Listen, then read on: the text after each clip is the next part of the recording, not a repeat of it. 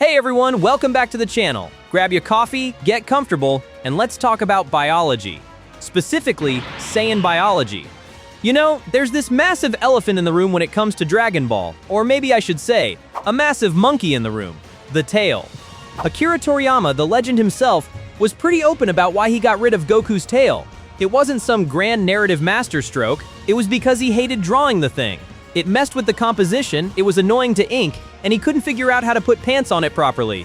So, Kami cuts it off, Vegeta loses his, Gohan loses his, and Goten and Trunks are just born without them. Evolution by convenience. But, come on, we're fans. We overthink this stuff for fun. What if the tail wasn't just an appendage? What if it wasn't just a weakness to be grabbed or a transformational liability? What if the tail was the biological anchor for the Saiyans' true power? Today, we are rewriting history. We're starting an alternate saga where the Saiyans keep their tails, and friends, this changes everything. The power scaling, the transformations, the way they fight, it all shifts. So let's rewind the clock back to the original Dragon Ball, right before the 23rd Tenkaichi Budokai, the divergence. Our point of divergence happens on the lookout. Goku is training with Kami. In the original timeline, Kami removes the tail permanently to restore the moon. He views the tail as a liability, a tether to a chaotic beast that Goku can't control. But in this timeline, Kami hesitates. He looks at Goku, this wild, pure-hearted boy, and he senses something.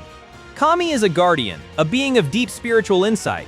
He realizes that by removing the tail, he would be severing a vital conduit of Goku's life force. It would be like cutting off a limb to stop a cramp. Kami thinks, if I remove this, the boy will be safer, yes, but he will be incomplete. To reach the heights necessary to protect this world, he must not reject his nature, must master it. So, the training changes. For 3 years, Kami doesn't just teach Goku martial arts and ki control, he teaches him suppression. Not suppressing the ki, but suppressing the instinct.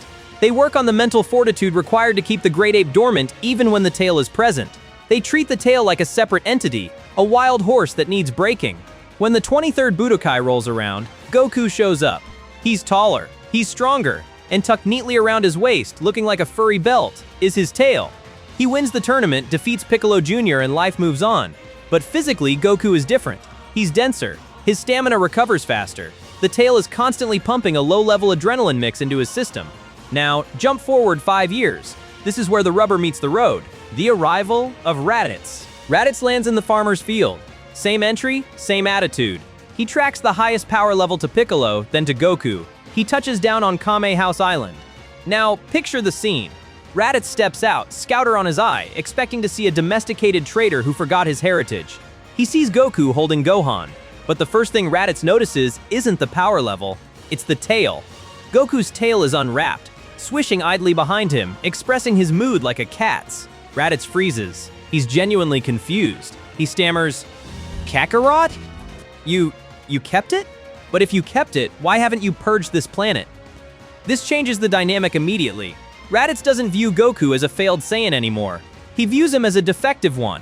A Saiyan who has the hardware but is running the wrong software. "You have the mark of the warrior," Raditz sneers, his own tail flicking behind him aggressively. "Yet you live among these insects like one of them. Have you suffered brain damage?" "I'm an Earthling," Goku snaps back, shifting his stance. His tail stiffens, acting as a counterbalance. "And my name is Goku." The fight kicks off, and here is where we see the first major combat difference. In the canon, the tail was a massive weak point. If you grabbed it, the Saiyan turned into jelly. But Goku has been training with Kami for years specifically to negate this weakness. When Raditz, moving at blinding speeds, creates an opening and grabs Goku's tail, he expects Goku to collapse. He grins. Foolish. But Goku doesn't collapse, he smirks. "I trained that out a long time ago," Goku shouts. He uses the grip Raditz has on his tail to pivot, swinging his entire body weight around and slamming a boot right into Raditz's face. Raditz stumbles back, clutching his nose. "Impossible! You overcame the paralysis?" This makes Raditz cautious. He realizes Kakarot isn't just a soft earthling, he's a mutant, a combat prodigy. The fight is closer than in canon, but the power gap is still too wide. Raditz is an elite soldier, Goku is still catching up. We still get the kidnapping of Gohan, we still get the team up with Piccolo, and ultimately, we still need the sacrifice.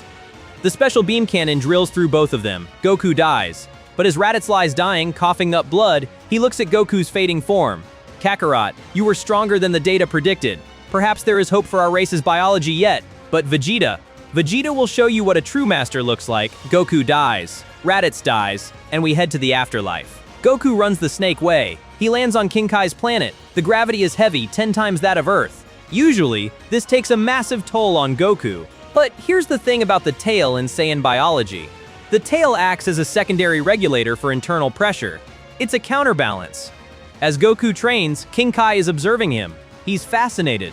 "Listen to me, Goku," King Kai says, adjusting his sunglasses. "That tail of yours, it's not just for swatting flies or turning into a giant monster. It's a key vent." "A what?" Goku asks, doing handstand push-ups with bubbles sitting on his feet. "A heat sink," King Kai explains. Saiyan bodies generate enormous amounts of energy. The tail helps circulate that power. It's why you can handle this gravity a bit better than I expected. And that gives me an idea. We talking about the Kaioken. In the original story, the Kaioken is a double-edged sword. It tears the body apart. But King Kai realizes that if Goku can learn to channel the excess strain through the tail, using it like a lightning rod to dissipate the backlash, he can hold the form longer. "You're essentially liquid cooling your body, Goku," King Kai mutters, scribbling calculations.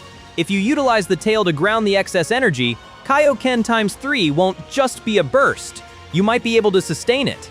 This is huge. Goku learns the Spirit Bomb in the Kaioken, but his mastery over the Kaioken is more stable. He's not just forcing power into his muscles, he's cycling it through his entire anatomy. The invasion begins, 1 year later. The Saiyans arrive. Vegeta and Nappa touch down in East City. And folks, let's be real. Nappa is terrifying. But in this timeline, he's even worse. He sees the Z Fighters, and he's disappointed. "Look at them, Vegeta. No tails. They evolved into dead ends." The fight against the Cybermen goes roughly the same. Yamcha gets Yamcha'd. But when Nappa steps up, things get visceral. Tien, Chaozu, and Piccolo are fighting a losing battle. But let's look at Gohan. Gohan has his tail. Piccolo didn't remove it. He trained Gohan to control the urge, just like Kami did for Goku. But Gohan is a child. His control is fragile. When Piccolo dives in front of Nappa's blast to save Gohan, dying in the process, Gohan snaps. But he doesn't just get a rage boost. The emotional trauma triggers the Ozaru hormones in his brain without the moon. His eyes turn red, his canines extend, his muscles bulge, ripping his gi. He doesn't turn into a giant ape, not fully. He enters a pseudo-state, a feral child state. He lunges at Nappa with animalistic speed, biting, clawing. It catches Nappa off guard. Gohan actually tears a piece of Nappa's armor off with his bare hands. "What is this kid?" Nappa shouts, backhanding Gohan into a mountain. He's fighting like a beast in a man's body. It's not enough to win, though. Gohan is beaten down. Nappa prepares to crush him. And then, the Nimbus cloud cuts through the air. Goku arrives. But he's quiet. He sees the bodies of his friends. He sees his son, battered and half feral in the dirt. His tail isn't wagging. It's bristled, standing straight up, vibrating with rage. "Nappa," Vegeta commands, checking his scouter. "Get down." His power level, it's over 9,000. Nappa attacks. Goku destroys him. It's not a fight. It's a humiliation. Goku uses his tail to sweep Nappa's legs, slam him into the ground, and break his back. He tosses Nappa aside like trash. Vegeta kills Nappa for his incompetence. And now, it's the main event. Goku versus Vegeta. This fight, it's going to be brutal. They square up. Vegeta looks at Goku's tail. "I see. So you are a true Saiyan after all. But you lack the breeding, Kakarot.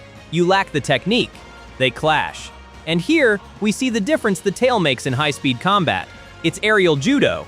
When they lock hands, their tails are fighting a separate battle, wrapping around ankles, trying to choke, slapping faces. It's a 5-limb martial art. Goku pops Kaioken times 2. He overwhelms Vegeta. Vegeta gets frustrated. "You low-class scum!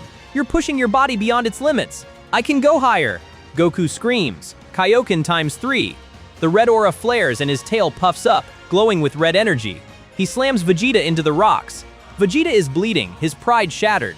He realizes he can't win in a straight brawl. He needs to change the game. "You think you've mastered your biology?"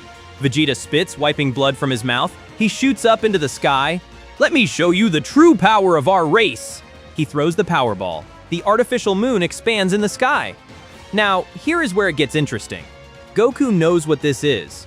King Kai warned him, "Don't look at the moon, Goku." Goku shields his eyes. But Gohan? Gohan is unconscious nearby, waking up just in time to see the light.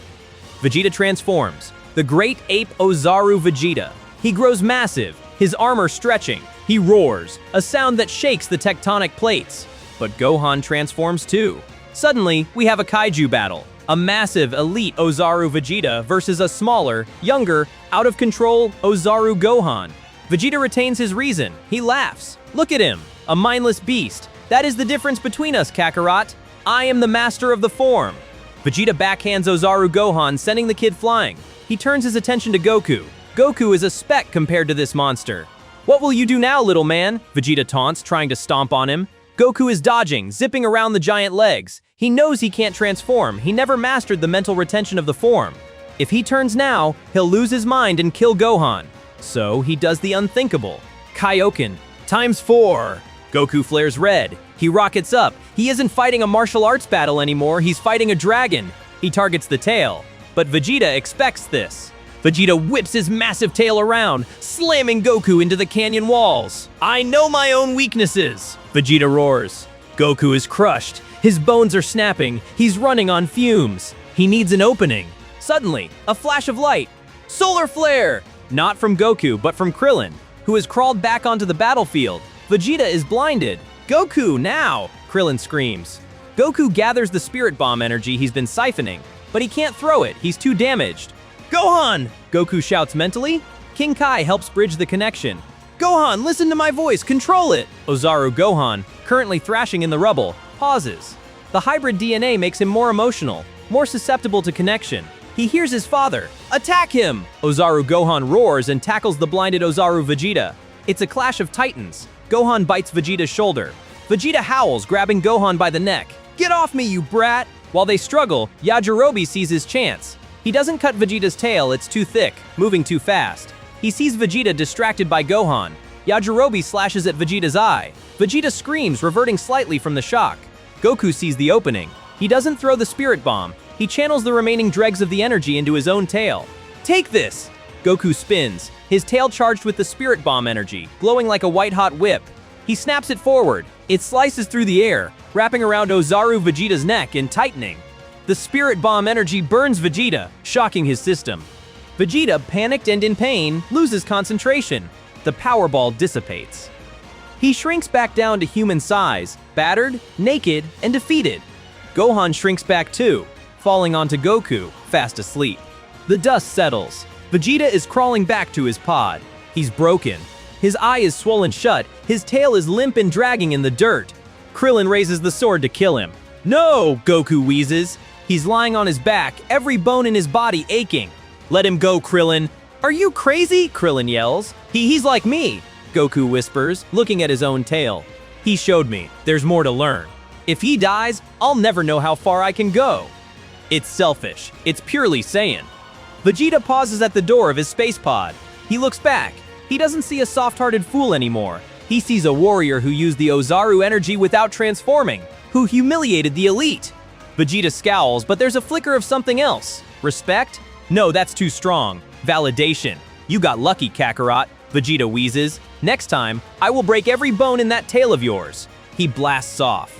So, where does this leave us? The Z-Fighters are dead. Namek is the next destination. But the board has changed. Goku now knows that the tail is the key to handling higher levels of Kaioken. Gohan has tasted the power of the Ozaru, and his hybrid physiology reacts differently to it. And Vegeta? Vegeta is obsessed. He realizes that Kakarot, a low-class clown, utilized his biology in a way the elites never considered. He didn't just rely on the giant ape form, he hybridized his fighting style. This sets the stage for Namek. Frieza isn't just worried about a Super Saiyan. He's worried about the Saiyans reconnecting with their ancient, primal history. He remembers the legends, not just of golden warriors, but of golden monsters. And folks, we're just getting started. Join me next time for part 2, where we head to Namek, and we find out what happens when you mix the Super Saiyan transformation with a fully active tail. Spoiler alert, Frieza is going to have a very bad day. We are deep in the weeds of rewriting Dragon Ball history today. In part 1, we established a timeline where the Saiyans never lost their tails. We saw a Goku who integrated his primal nature into his martial arts, a Gohan whose rage is backed by Ozaru hormones, and a Vegeta who got humbled not by a spirit bomb, but by the sheer biological potential he failed to utilize. Now, we head to Namek. And listen, Namek is usually the arc where power scaling completely flies off the rails, and technique starts to matter a little less than raw numbers. But in this tailed timeline, Namek transforms into a brutal showcase of primal evolution. This is where we find out why Frieza really destroyed planet Vegeta. It wasn't just fear of a Super Saiyan, it was fear of what a Saiyan becomes when they stop suppressing the beast and start wearing it like a suit of armor. We are entering the Golden Legend. Let's get into it.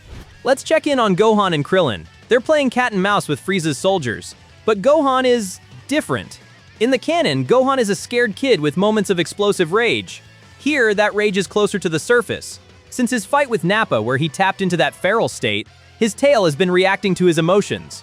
When he gets angry, the fur bristles. When he senses danger, it stiffens. When they reach Guru to get their potential unlocked, the Grand Elder places his heavy hand on Gohan's head. And Guru pauses. Oh? Guru rumbles, "There is a deep, sleeping giant within you, child. A power that is ancient. Do you wish for me to wake the boy or the beast?" Gohan, sweating, looks at his tail. He remembers the feeling of power when he fought Nappa.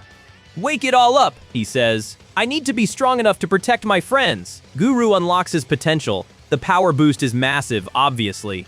But physically, Gohan changes. His canines sharpen just a fraction. His pupils dilate. The tail muscle thickens, becoming a powerful whip-like weapon. He isn't just stronger, he's more aggressive. When the Ginyu Force arrives, specifically Guldo, Gohan doesn't wait for a strategy. He moves with animalistic instinct. He doesn't just dodge Guldo's time freeze setups, he senses the shift in air pressure. He's fighting on instinct, not just thought. But the Ginyu Force is still too much. Recoome is a tank. He beats Gohan down. But notice the difference here. Gohan doesn't stay down. Every time he gets hit, the pain triggers the Uzaru adrenaline. He's growling, snapping back, using his tail to trip Recoome, biting his arm. It's messy, it's savage. Recoome is actually unnerved. What is with this kid? He fights like a wild animal. Meanwhile, let's look at Frieza. He's sitting in his hoverpod drinking his wine, but he's watching the scouter data. He sees Vegeta running around with his tail. He sees Gohan, and Frieza is agitated.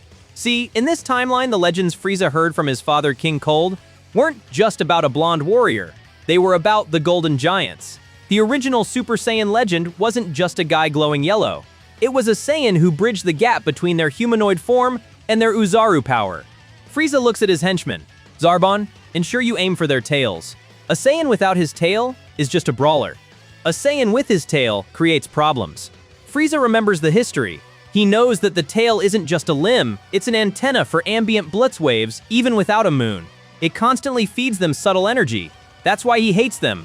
He hates that they are biologically designed for combat, whereas he is a mutant prodigy.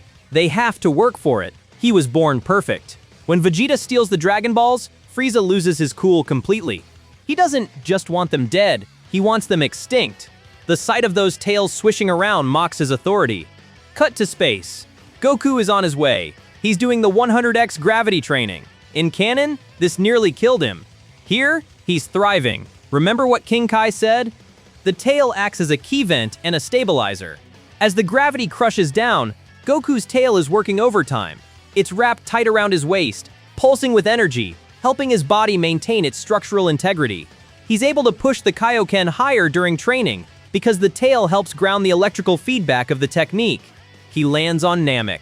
He steps out of the ship. He senses the Ginyu Force. He senses Gohan's fading energy. Goku arrives on the battlefield. The Recoome fight happens. It's even more one-sided than in the anime. Goku doesn't just elbow Recoome, he uses his tail to sweep Recoome's legs out from under him before delivering the blow. It's fluid, it's a dance. But the big interaction is with Captain Ginyu. Ginyu does his pose, he looks at Goku. An impressive power level, and a magnificent tail. I must say, it adds a certain aesthetic balance to the silhouette. They fight. Ginyu realizes he's outclassed. He goes for the body change. Now, this is a fun what-if wrinkle. Ginyu switches bodies with Goku. He is now in the body of a tailed Saiyan. But Ginyu doesn't know how to pilot the tail. When Ginyu Goku tries to fight, the tail is dead weight. It drags behind him. It throws off his center of gravity. He trips over it. Vegeta, watching from the sidelines, starts laughing. "You fool! You stole the car, but you don't know how to drive the engine! That tail requires Saiyan instincts to control." Vegeta beats Ginyu Goku into the dirt. Eventually, we get the frog scenario. Goku gets his body back. He's battered, he's broken, and he goes into the healing tank. And while he heals, the tail does its work. It accelerates the recovery. The Zenkai boost isn't just a power increase. It's an evolutionary adaptation. Goku's body is remembering the trauma and building armor against it. Fast forward. Frieza has transformed. He's in his final sleek white form. He has killed Dende, he has tortured Vegeta. Vegeta is lying in the dirt. He's crying. Not just because he's dying, but because he feels like a failure of his species. He kept his tail. He trained. He tried to reclaim the savage pride of the Saiyans. And still, Frieza, a monster with no training, is flicking him away like a bug. Goku arrives. Vegeta looks up. Kakarot, don't talk, Vegeta, Goku says, stepping forward. His tail is calm, swaying gently. Listen to me. Vegeta coughs blood. He destroyed our home. He fears what you are. Not just your power, but your potential. The tail, Kakarot. The tail is the link. Don't let him erase us. Frieza sends a death beam through Vegeta's heart. Goku stands there. He buries Vegeta. The fight begins. Base Goku versus final form Frieza. Goku is doing better than he did in canon. He's using the environment. He's using his tail to grab rocks and fling them while his hands are busy blocking. He's using the tail to anchor himself into the ground when Frieza tries to blow him away. But it's not enough. Frieza is using 50% power. He's toying with Goku.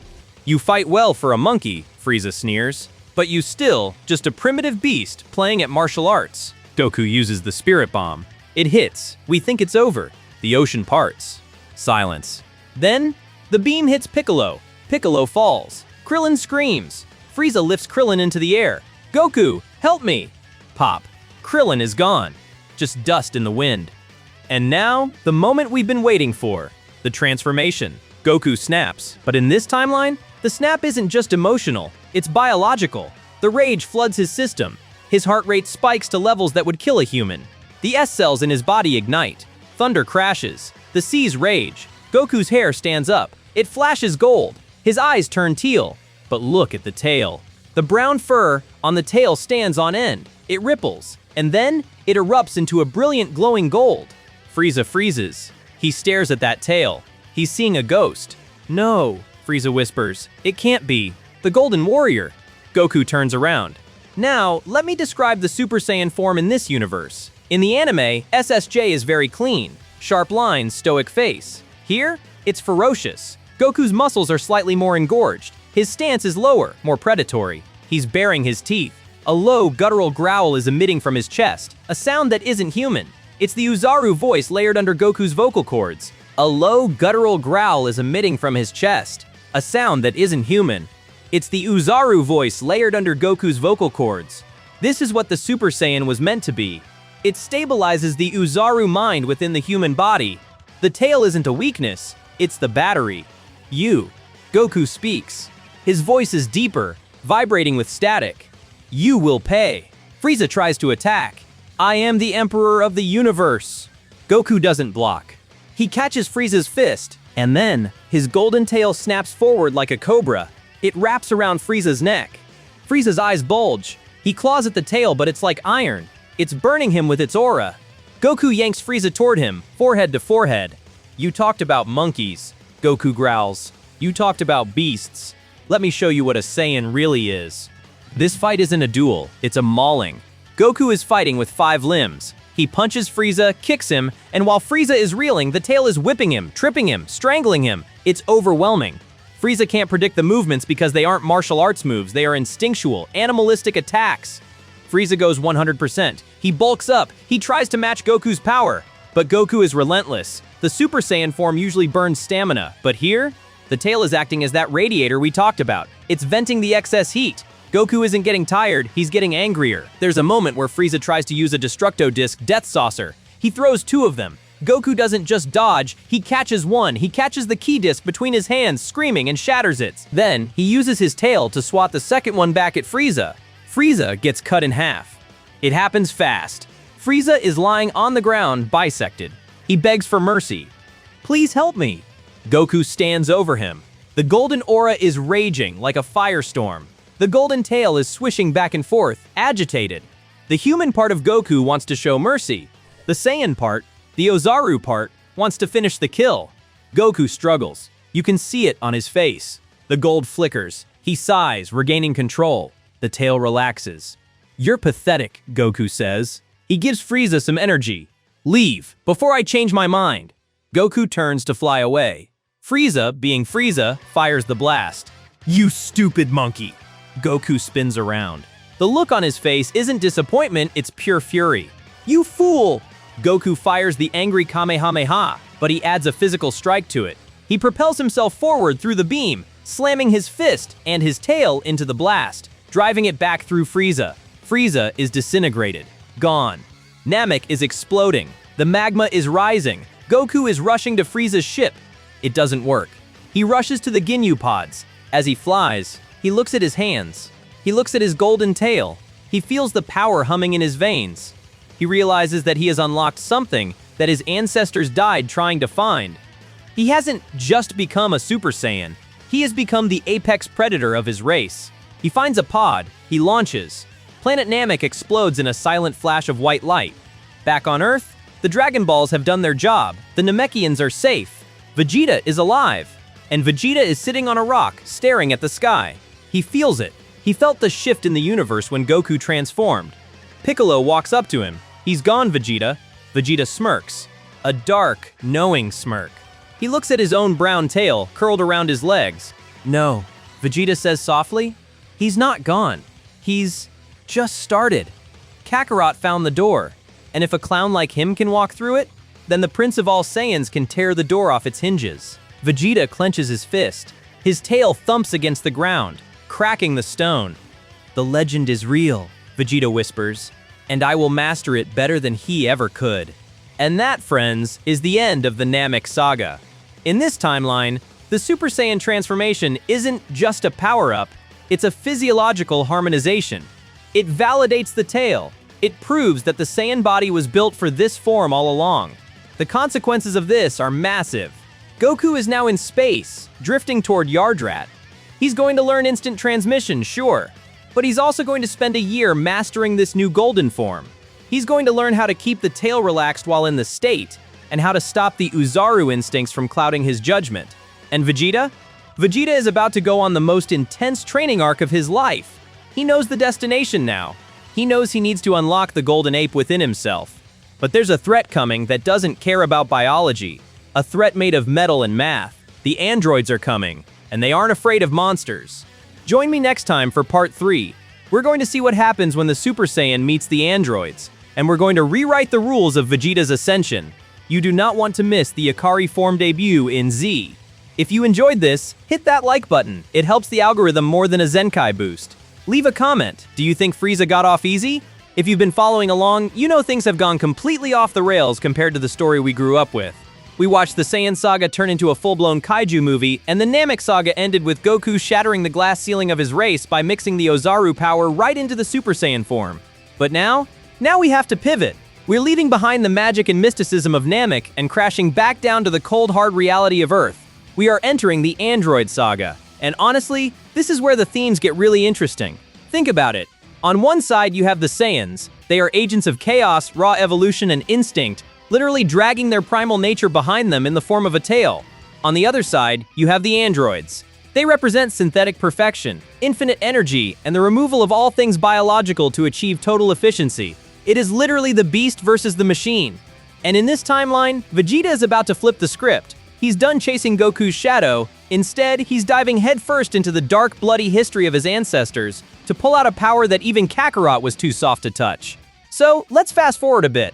Frieza comes back as a cyborg, talk about a bad omen, and a mysterious teenager shows up to turn him into scrap metal. So, Trunks arrives, and he slices Frieza into confetti.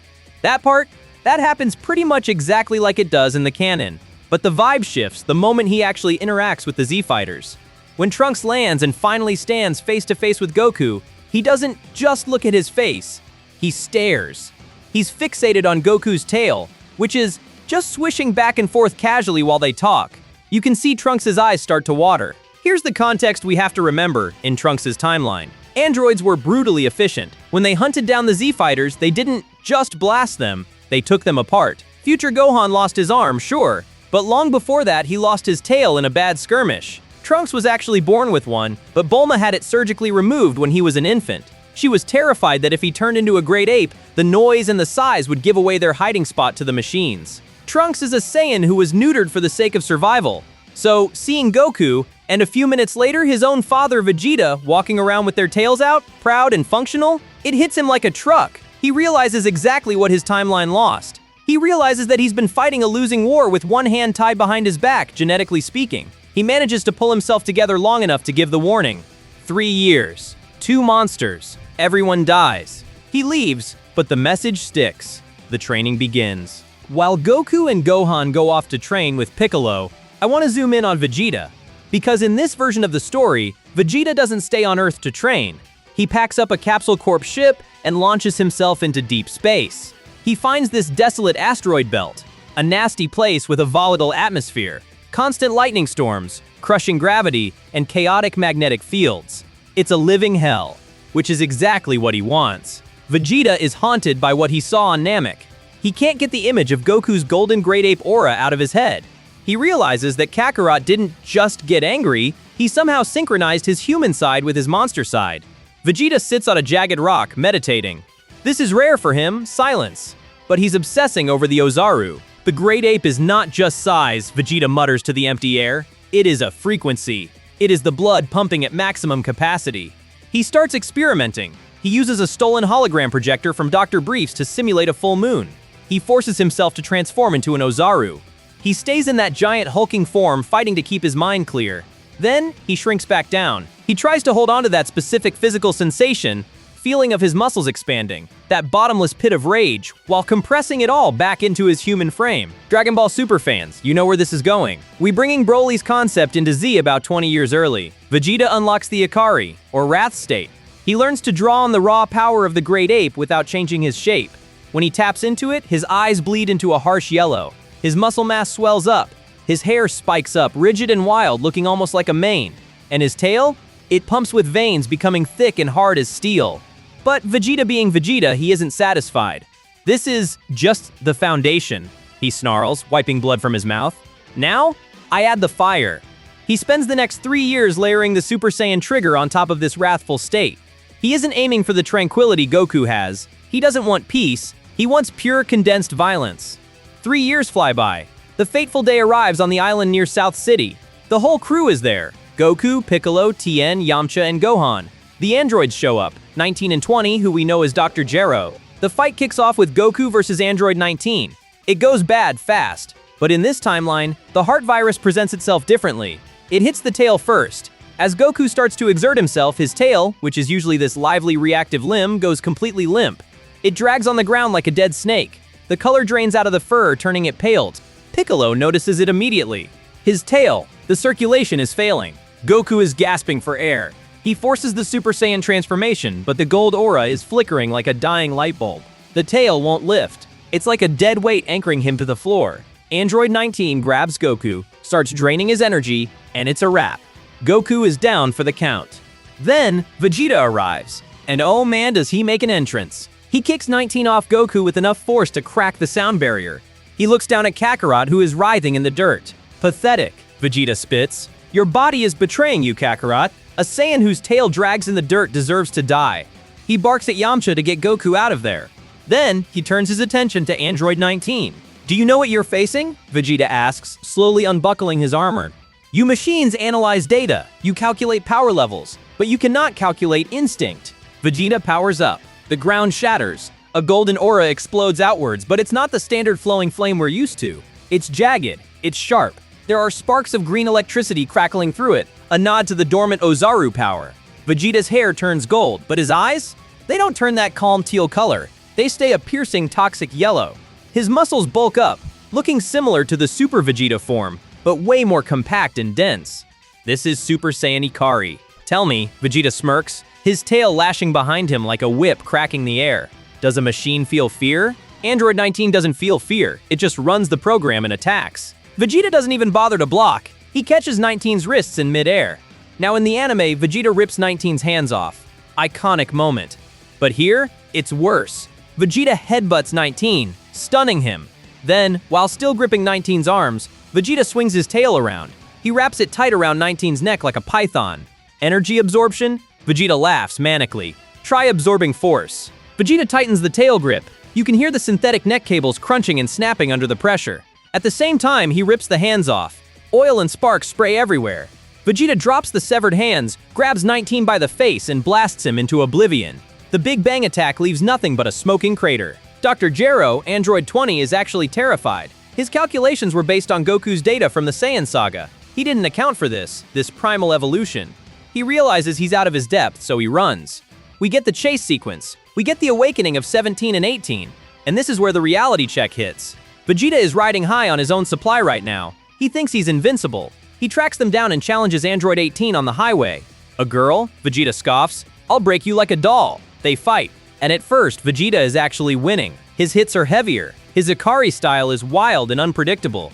He uses his tail to grapple, to trip her up, to counterbalance impossible kicks. He slams 18 through the side of a semi-truck. But here's the flaw with the Ikari form. It burns hot. It runs on adrenaline and rage. It eats stamina for breakfast.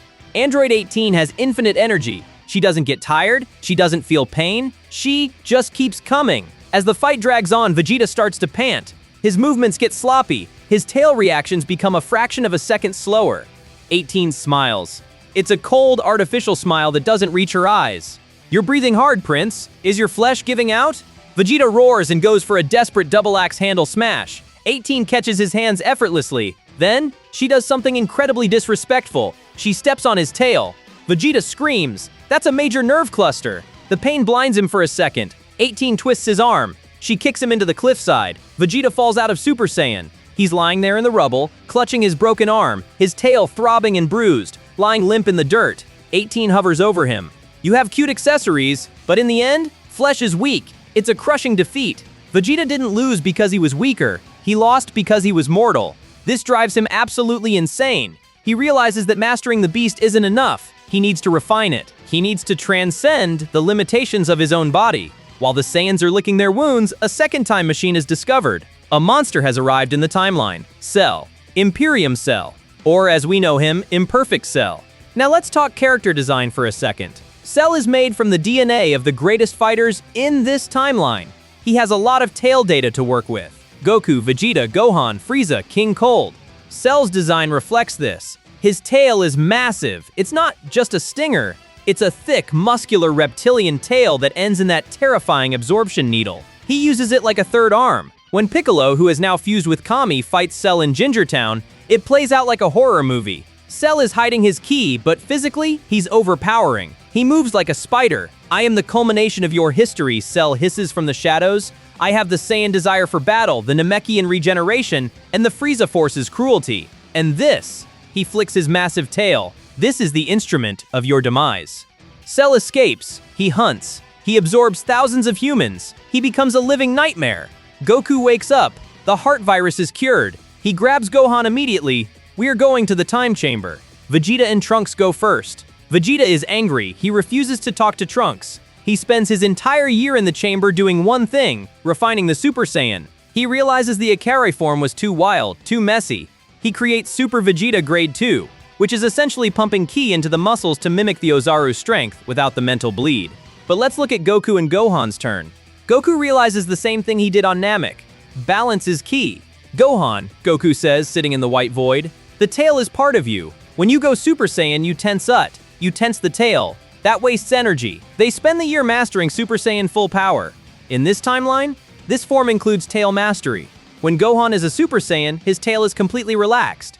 It's a pale gold, fluffy, and soft to the touch. It signifies total control over the aggression. But Goku notices something about Gohan.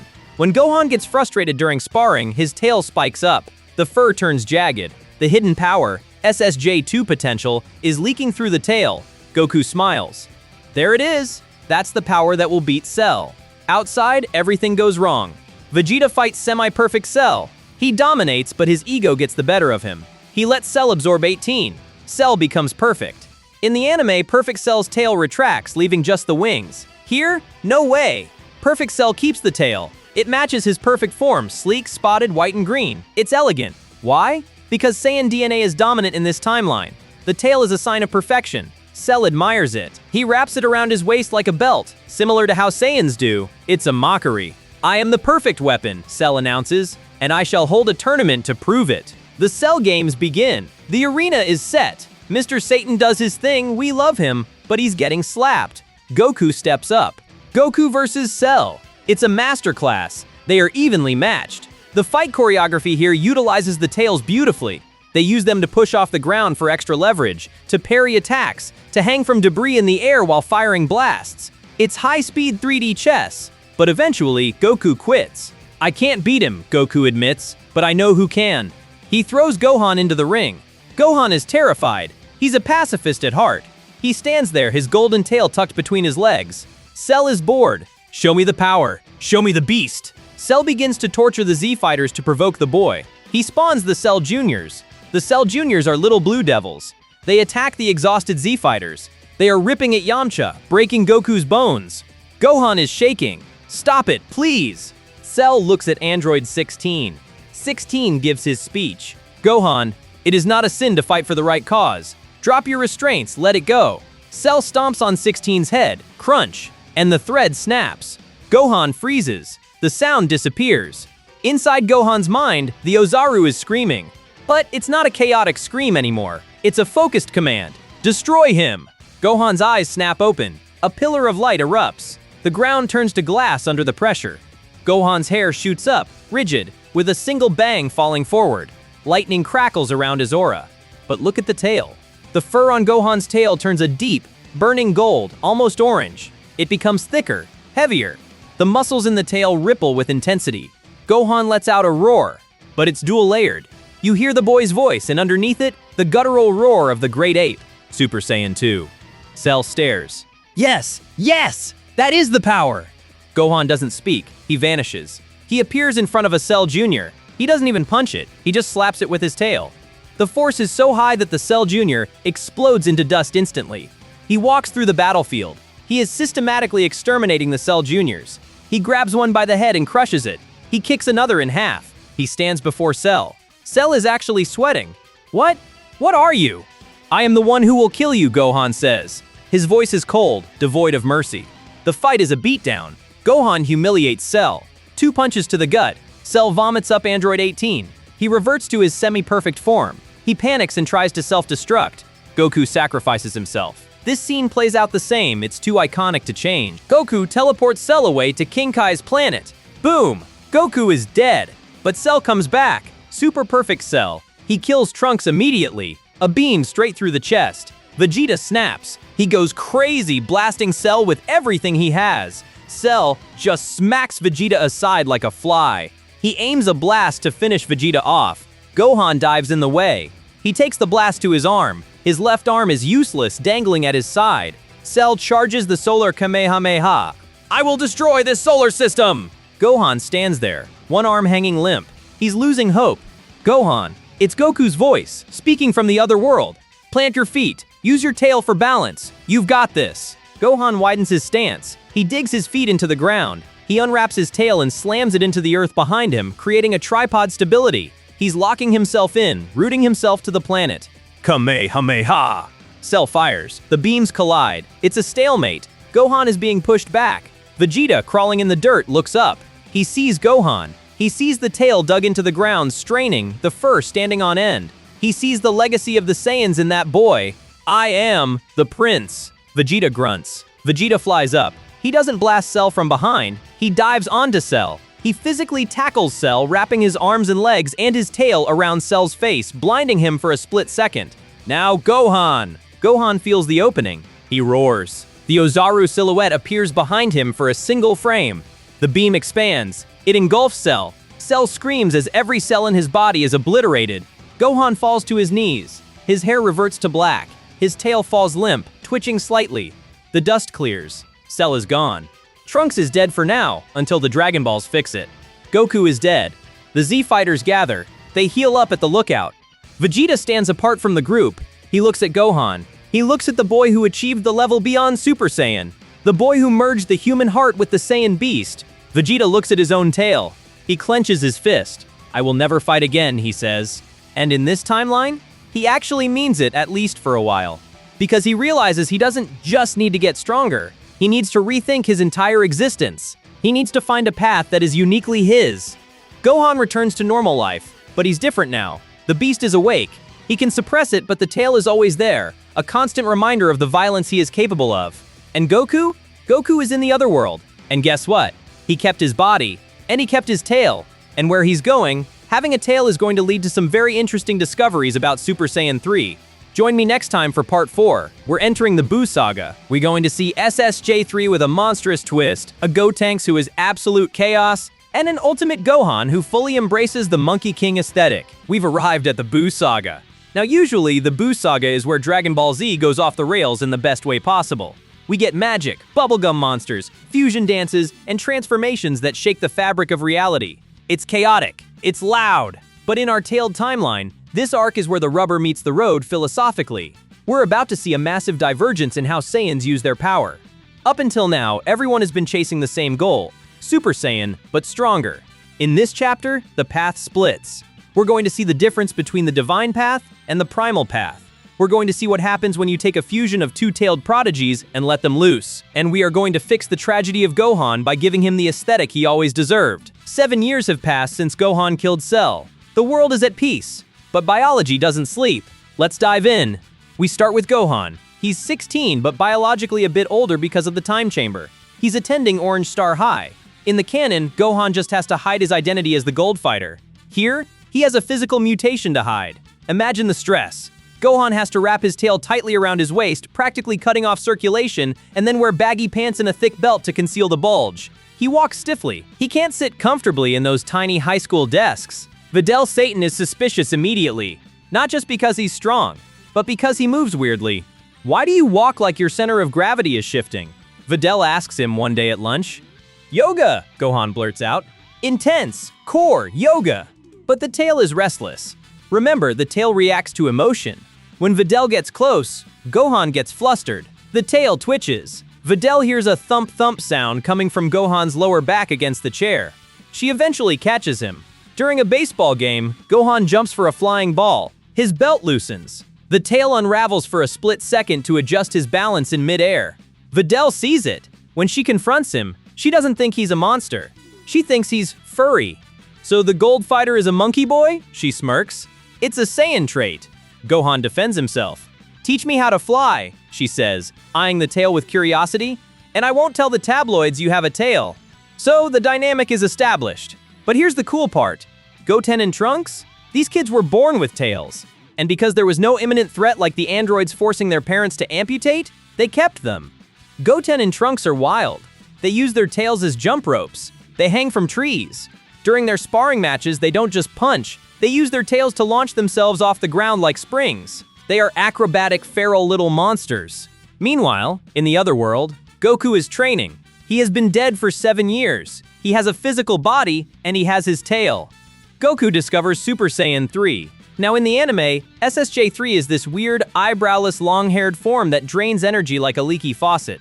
It feels unnatural. It feels like Goku is forcing his body into a state it shouldn't be in. In this timeline, the tail bridges the gap. When Goku pushes beyond SSJ2, the tail starts to react violently. It pumps massive amounts of ki into his spine.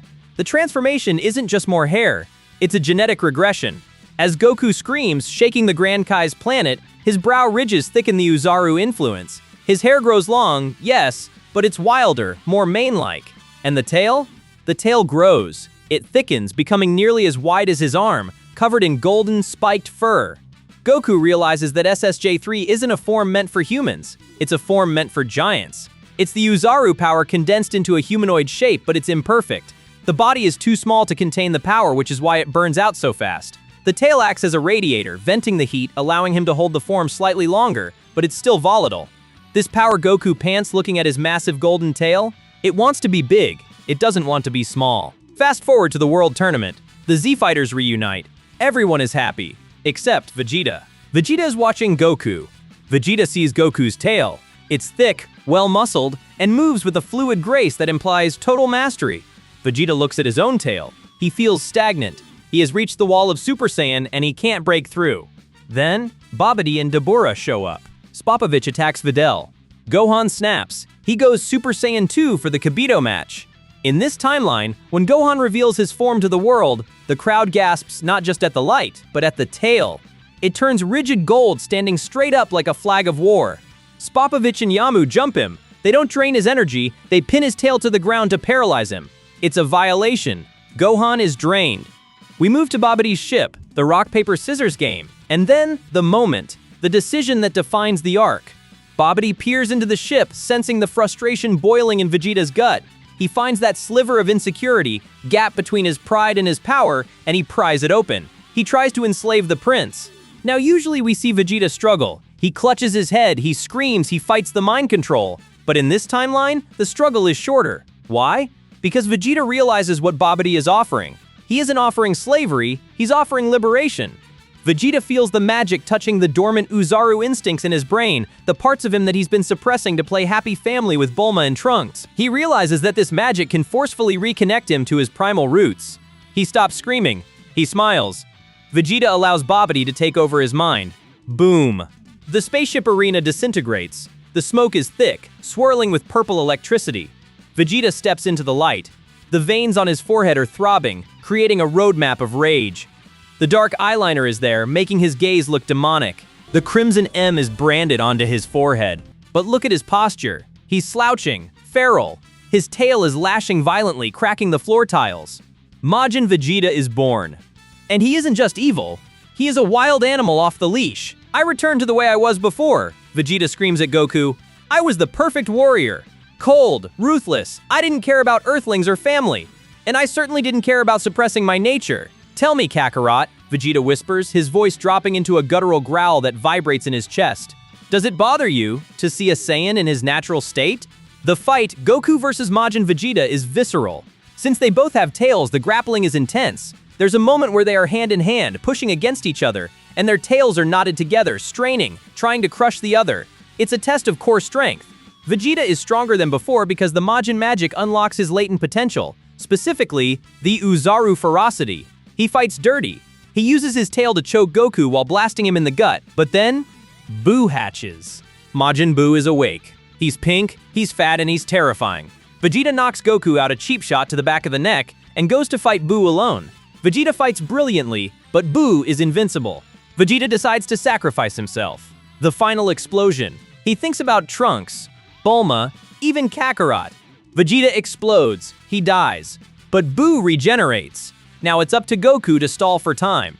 He confronts Babidi and Buu. I can show you a level beyond Super Saiyan, Goku says. He's bluffing, Babidi screeches. Goku begins to scream. The earth shakes, hurricanes form, glass shatters in West City. The transformation sequence is horrifying and majestic. Goku's shirt rips off. His muscles expand. His face contorts, looking more primal. The atmosphere screams. Gravity buckles around him, crushing the rock into dust. Goku's hair erupts, cascading down his back in a flowing mane of molten gold. His brow ridges thicken, pressing down over eyes that have lost their pupils, replaced by teal voids of pure instinct. But the true horror and the true majesty is the tail. It doesn't just glow, it mutates. The fur turns a blinding, jagged gold, and the muscle beneath it swells, thickening into a heavy, prehistoric limb that thrashes against the air like a trapped dragon. This isn't just a power-up, it's a regression to the apex. He floats there, a serious, predatory stare, and that massive, thickened golden tail hangs below him, twitching with static electricity. This, Goku says, his voice deeper, resonating 2 octaves lower, is Super Saiyan 3. The fight ensues. Goku versus Fat Buu. Goku uses the tail as a bludgeon. He spins, slamming the heavy tail into Buu's side, sending the blob flying through 3 skyscrapers. Buu tries to turn Goku into chocolate. Goku deflects the beam with a flick of his tail. It's a battle of the ancients. But Goku's time is cut short. The form consumes too much existence. He has to leave. He teaches the boys the fusion dance before he goes. Goten and Trunks, they are the hope. Piccolo is teaching them the fusion dance. Now in canon, the fingers have to touch perfectly. In this timeline, the tails also have to touch perfectly. It adds a layer of complexity. They have to synchronize their breathing, their ki, their pose, and the curvature of their tails. They fail a few times. We get Fat Gotenks, who has a tiny stubby tail, and Skinny Gotenks, who has a long spindly rat tail. But then, they nail it. Gotenks is born. Gotenks is a spectacle. He has the purple and black hair, the vest, and a dual-tone tail? No, let's keep it simple. He has a robust, thick tail that seems to have a mind of its own. Gotenks is arrogant. He flies off to fight Buu. Check this out. Gotenks yelled, now you might expect him to spin that tail like a propeller, but we grounding the physics a little more than that. Instead, he uses it as a high-tension spring coil. He lands on the ground, coils the tail tight beneath him like a loaded spring, and launches himself like a bullet. The release of tension shoots him forward like a cannonball. He ricochets off walls, moving so fast he becomes a blur. It's pinball combat, using the tail to absorb the impact of every landing and redirect it instantly. He gets beat up, obviously. He returns. They train in the time chamber. Super Buu arrives. He screams a hole in the dimension. Gotenks goes Super Saiyan 3. SSJ3 Gotenks is absolute chaos. He has the long hair, the no brows, and the massive tail. He wraps Buu up in the galactic donut, but he also uses his tail to physically constrict Buu like a boa constrictor. Fear the Grim Reaper of Justice, Gotenks shouts, posing while his tail gives a thumbs up. Yes, he has that much control over it. But as always, the timer runs out. The fusion splits. Now we get to the highlight of this arc, Gohan. Gohan is on the sacred world of the Kais. He pulled the Z-Sword. He broke the Z-Sword. Old Kai is doing the ritual. Old Kai is sitting there, reading manga, while Gohan sits perfectly still. You Saiyans, Old Kai mutters. Always transforming, turning gold, yelling. It's inefficient. You burning your candle at both ends. It's how we get stronger, Gohan says. Wrong, Old Kai snaps.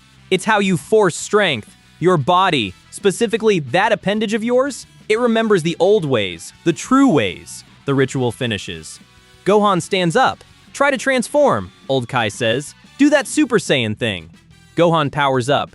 He expects the gold hair. He expects the rage. But the gold doesn't come. Instead, a pure, white-silver aura erupts around him. The ground cracks, not from pressure, but from density. It is a translucent, shimmering heat haze, a spiritual pressure so intense it distorts the light around him like a mirage. Gohan opens his eyes. They are fully outlined in black, sharp and intense. Holding an ancient stoic wisdom, his hair is black, but it's sharper now, spiking with a natural, jagged defiance. But the true sign of his evolution is the tail. It is darkened from its usual chestnut brown to a deep obsidian umber. The fur is no longer scruffy or wild, it is sleek, glossy, and matted down like the coat of a panther. It hangs behind him, thick with coiled muscle, completely motionless. Not out of laziness, but out of absolute, terrifying discipline. It doesn't twitch, it doesn't wage, it waits. This isn't a transformation that mimics power, this is the Uzaru's infinite strength distilled into a human frame. Ultimate Gohan.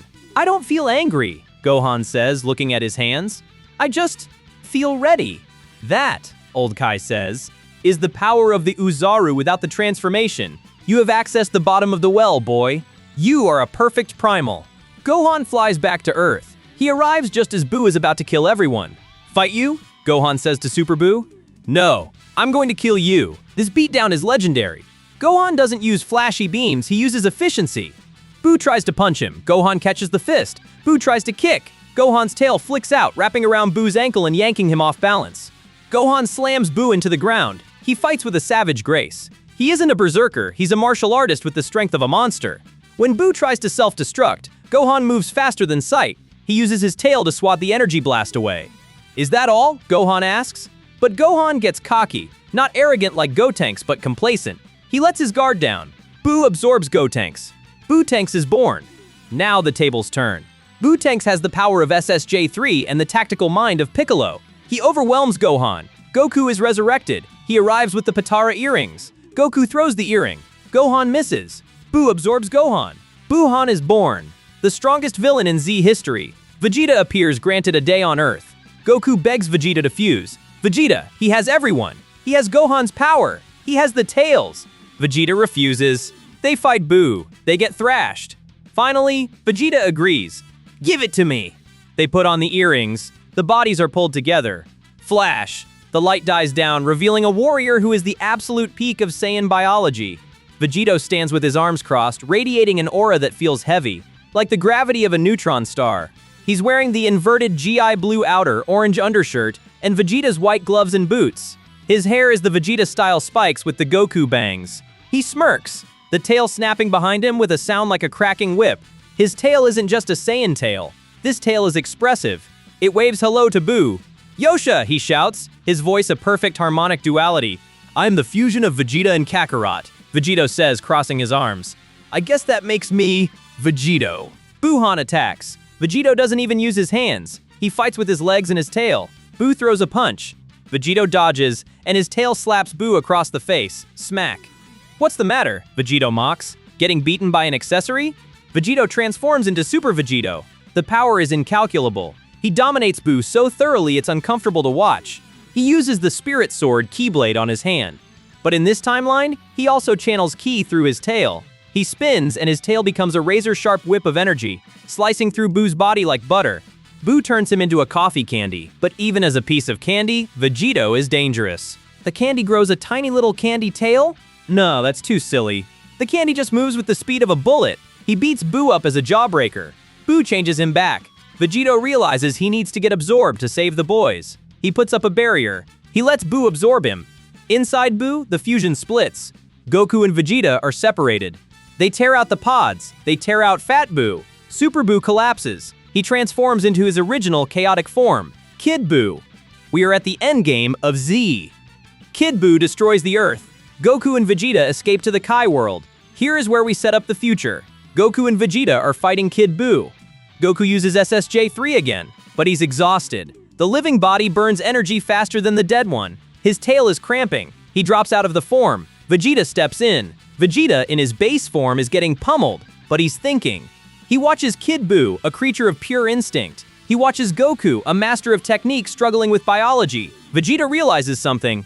Kakarot is trying to suppress the beast to be a god. But Gohan embraced the beast to be a man. And me? What am I? Vegeta buys time. He takes a beating that would kill a normal man, but his Saiyan vitality boosted by the tail keeps him getting back up.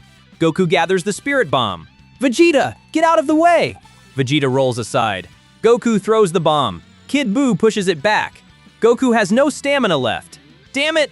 Goku grunts. "I don't have the strength." They use the Dragon Balls, restore Goku's stamina. Goku goes Super Saiyan. He pushes the bomb back. "See ya later!" Kid Buu is obliterated. The smoke clears. The thumbs up. The Buu saga ends. But the seeds are sown.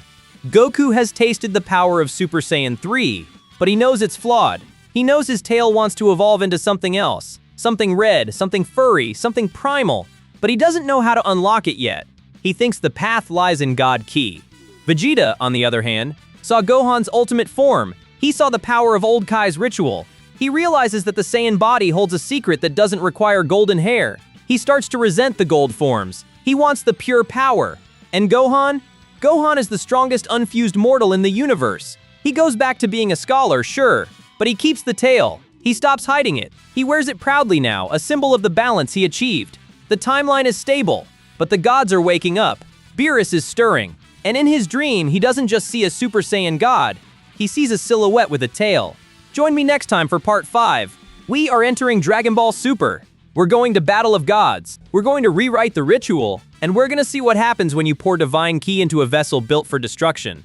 If you thought Super Saiyan God was cool, wait until you see the Crimson Tail. We have survived the Z era. We saw Raditz get confused, Frieza get humiliated by a golden predator, Cell get crushed by a tailed beast, and Buu get dismantled by the perfect fusion of two primal warriors. We have firmly established that in this timeline, the tail isn't just a weakness, it's the engine. It is the biological anchor that allows Saiyans to handle massive power without burning out.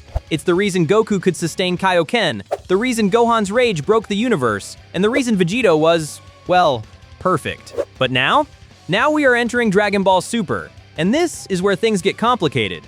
Because up until now, every transformation has been about more rage, more muscle, more Ozaru instinct leaking into the human mind. It's been about turning the volume knob up to 11 and ripping it off. But Dragon Ball Super introduces God Ki, and God Ki is different. It's quiet, it's tranquil. It requires a calm heart and a silent mind. So, here is the question. What happens when you pour the tranquil water of a god into the chaotic vessel of a great ape? Does it mix, or does it explode? Today we cover the Battle of Gods arc.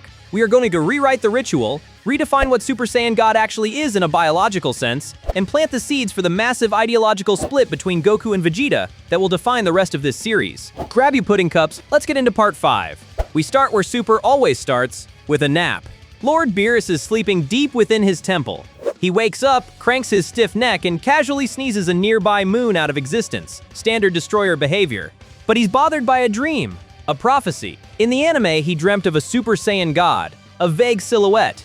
In this timeline, the silhouette is distinct. Beerus describes it to Whis while eating his breakfast, looking genuinely puzzled. It was a Saiyan Whis, but not one of those barbaric monkeys I remember from the Sadala days. This one was different. It was enveloped in red light, yes, but it was the posture that was strange. And it had a tail, but the tail wasn't lashing about. It was still. It was divine. Whis taps his staff, pulling up a holographic projection. Well, my lord, most Saiyans perished when Frieza destroyed planet Vegeta. Although, Whis manipulates the hologram. He pulls up the archival footage of the Frieza fight on Namek. He zooms in on Goku, golden great ape in human form, tearing Frieza apart. He highlights the golden tail, bristling with rage. Beerus leans in, squinting at the glowing appendage. Look at that! Beerus mutters, abandoning his food. It's glowing. Frieza is terrified of it. Ho ho, yes. This might be interesting. The tail is the conduit, isn't it? It connects them to their moon spirit or whatever nonsense they believe in. If they still have them, perhaps the prophecy is real. Perhaps a Saiyan has finally learned to stop throwing feces and start throwing divinity. Meanwhile, on King Kai's planet, Goku is training. But the vibe isn't triumphant. It's frustrating. He's struggling with Super Saiyan 3. Now remember in Part 4, we established that Super Saiyan 3 in this timeline is a mutation risk. The form channels so much Ozaru power that the body physically starts to regress toward the ape. The brow ridges thicken, the voice drops, and the tail becomes a problem. We see Goku swinging heavy weights, massive blocks of dense kachin. He roars, powering up to level 3. The ground quakes. His hair lengthens to his waist.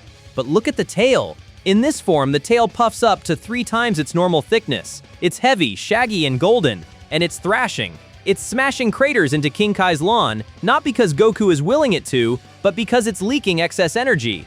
Goku drops the weights. He forces himself to power down, collapsing onto his hands and knees. He's panting, clutching his lower back. It's no good, King Kai, Goku wheezes. He looks back at his tail, which is cramping, twitching erratically like a dying snake. This form, it's too heavy. My tail feels like it wants to explode. It's like trying to fit an ocean into a cup. The pressure in my spine is unbearable. King Kai adjusts his sunglasses, looking grave. He realizes the issue isn't just stamina anymore. You're reaching the biological limit of your species, Goku, King Kai explains. The tail is a conduit for the Ozaru. Super Saiyan 3 draws out so much of that power that your body is trying to initiate the Great Ape transformation without the size increase. You are compressing a Titan into a man. It's dangerous. One day, you might transform and not be able to turn back. While Goku hits his ceiling, we cut to Earth. Vegeta is in the gravity chamber. He's training in his base form, sweat pooling on the floor. Vegeta isn't thinking about Super Saiyan 3. He saw what it did to Kakarot against Buu. Loss of control. The instability. Vegeta is thinking about Gohan. He remembers Ultimate Gohan from the Buu saga, that sleek, dark-tailed perfection. Kakarot is chasing multipliers, Vegeta grunts, doing one-finger push-ups under 500x gravity. His tail is wrapped tight around his waist like a belt, shivering with tension. He thinks the answer is more noise, more gold.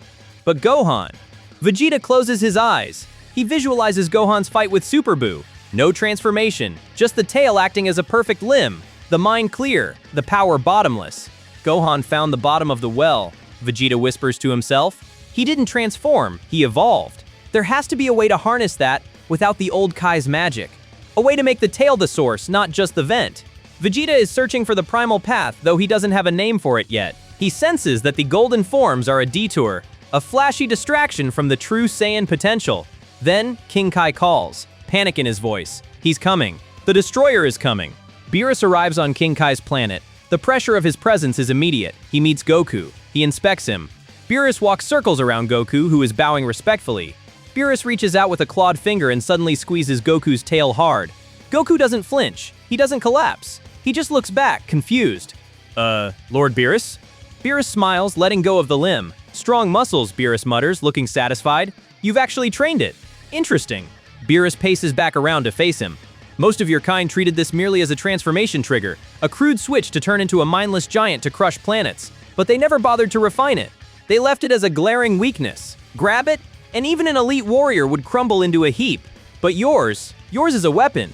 Beerus leans in, his eyes narrowing. You've polished a rusted blade, Saiyan. Let's see if it cuts. Goku, being Goku, challenges him. He wants to see this power. He goes Super Saiyan 1. He goes Super Saiyan 2. Beerus yawns. Then, Goku goes Super Saiyan 3. The scream tears up the surface of the tiny planet. The golden light is blinding. Goku looks like a monster, a caveman god with a mane of gold and a tail that looks like a tree trunk. He lunges at Beerus. Beerus doesn't even block. He dodges. He weaves. "You are loud," Beerus whispers. Goku spins, whipping that massive tail around to crush Beerus. It's a move that would have decapitated Frieza. Beerus catches the tail. He catches it with 2 fingers. Goku freezes. His eyes widen. The connection is severed. "Too much noise," Beerus sighs. "You're shouting your intentions through this thing. It's vibrating with your desperation." Beerus squeezes a pressure point on the tail. There is a snapping sound. It's not broken, but the nerve shock is instant. Goku instantly powers down, his hair receding, his eyes rolling back. He collapses face first into the dirt, reverting to base. Beerus drops the limp tail. He looks down at the unconscious Saiyan. "You possess the raw power of a beast," Beerus says, sounding disappointed. "But you lack the refinement of a god. The Super Saiyan God I saw was not a monster. He did not roar. He whispered." Beerus leaves for Earth. Now, we head to the party. Bulma's birthday on the cruise ship.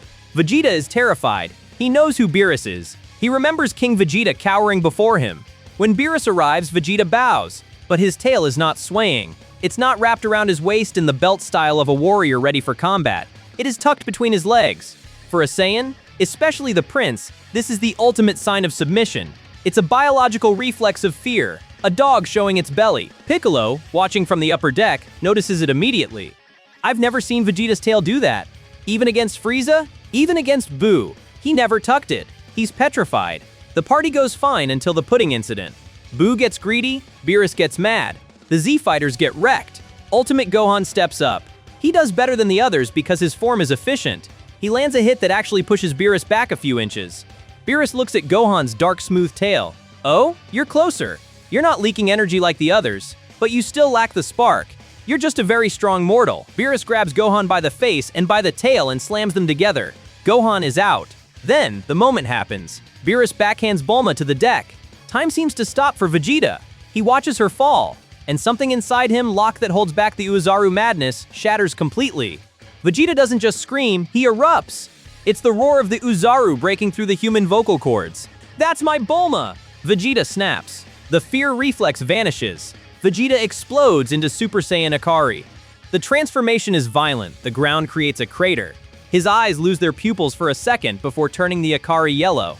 And his tail shoots out from between his legs and goes rigid. It turns gold, the fur bristling so hard it looks like a spiked mace. Vegeta attacks. And in this timeline, this assault is visceral. He isn't just punching, he's using the tail to propel himself off the deck, launching himself like a missile. He lands a combo punch-kick-tail whip to the face. He hammers the god of destruction not with technique, but with the desperate, violent flailing of a cornered beast protecting its mate. Beerus floats back, wiping the scratch. Then he looks at Vegeta, who is panting, his tail twitching with adrenaline. Fascinating. Beerus smiles, and it's a genuine smile. The prince has more fire than the clown on King Kai's planet, but fire isn't what I'm looking for. Goku arrives. He stops Beerus from destroying Earth. They summon Shenron. Super Saiyan God? Shenron looks nervous. It is a legend from the ancient times. It is not a transformation of power, but of spirit. It is a sorrowful tale. Shenron explains the ritual. 5 pure-hearted Saiyans must instill their ki into a 6th. They gather. Goku, Vegeta, Gohan, Trunks, Goten. They realize they are 1 short. Videl steps in with Pan. They circle up. They hold hands. But Goku shakes his head. No, not just hands. "What do you mean, Dad?" Gohan asks. "The tail," Goku says, looking at his own. "It's where the power comes from. It's where the Ozaru lives. If we're going to do this, we need to connect the circuit completely." They unlock their tails. Link them up. They turn slightly, intertwining their tails in the center of the circle. It creates a knot of fur and muscle, a literal bond of bloodlines. It looks tribal. It looks ancient. It looks like something that belongs on a cave painting, not a cruise ship. They begin to power up. The sensation is different. Usually Saiyan power is hot. It burns. It screams like a jet engine. This hurts. But it's a cold ache. It feels like ice water pouring into their veins. Vegeta grits his teeth, his eyes squeeze shut. I can feel it. It's not just ki. It's memory. In this timeline, the tail stores genetic memory inside the S cells. As the energy cycles through the 6 of them, bridging the gap between generations, they see flashes in their minds. They see a red moon. They see the burning cities of ancient Sadala. They see a Saiyan, Yamoshi, fighting against a horde of Uzarus, but Yamoshi isn't a great ape. He is small. He is enveloped in fire, and his tail is calm. The blue light rises. It lifts Goku into the air. The clouds part. The storm vanishes. The birds stop singing. The ocean goes flat. The silence is deafening. Goku floats down. The light shatters. The transformation is complete. Let's look at the design. Goku is slimmer.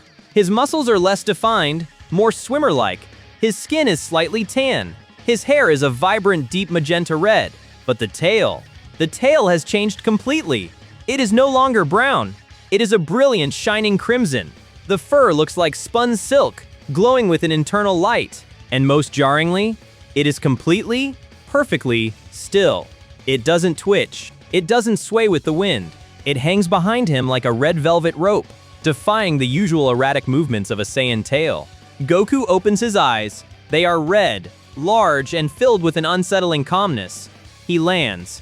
He looks at his hands. He flexes them. Then he turns his head and looks at his tail. I can't feel it. Goku whispers. Feel what? Gohan asks, stepping forward. The beast, Goku says, touching his chest. Usually there's always a noise in the back of my head.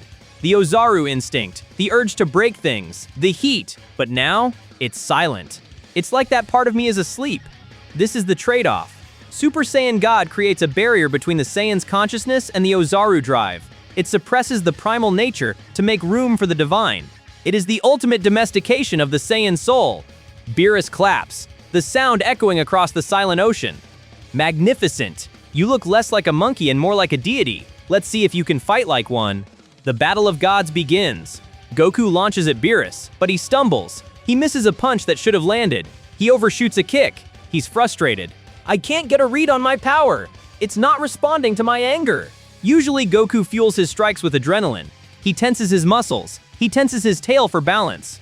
But God Ki doesn't work on adrenaline.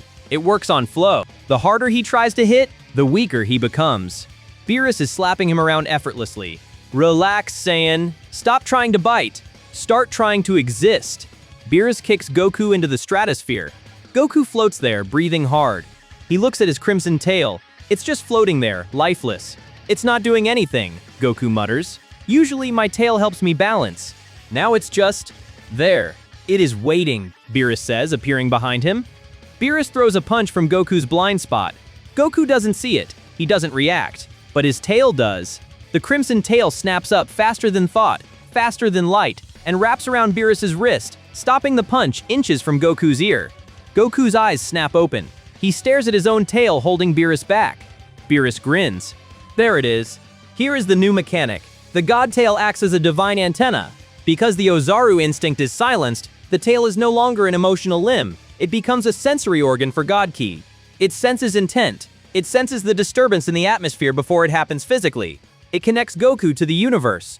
Goku realizes this. He closes his eyes. He relaxes his body completely. He stops trying to pilot the tail and lets the tail pilot him. The fight shifts. It goes to space. Goku is flying and his tail is moving independently, acting like a rudder in the vacuum of space, twitching toward energy signatures. Every time Beerus launches a ki blast, the tail flicks, dragging Goku's body out of the path effortlessly. I get it now, Goku says, his voice echoing in the upper atmosphere. I don't have to push. I just have to let it flow through the tail. They clash. The universe ripples. The shockwaves threaten to destroy reality. The plot plays out. Universe is at risk. But the visual language is different. Goku isn't screaming in rage. He's focused, his crimson tail tracing elegant patterns in the air, guiding his movements like a conductor's baton.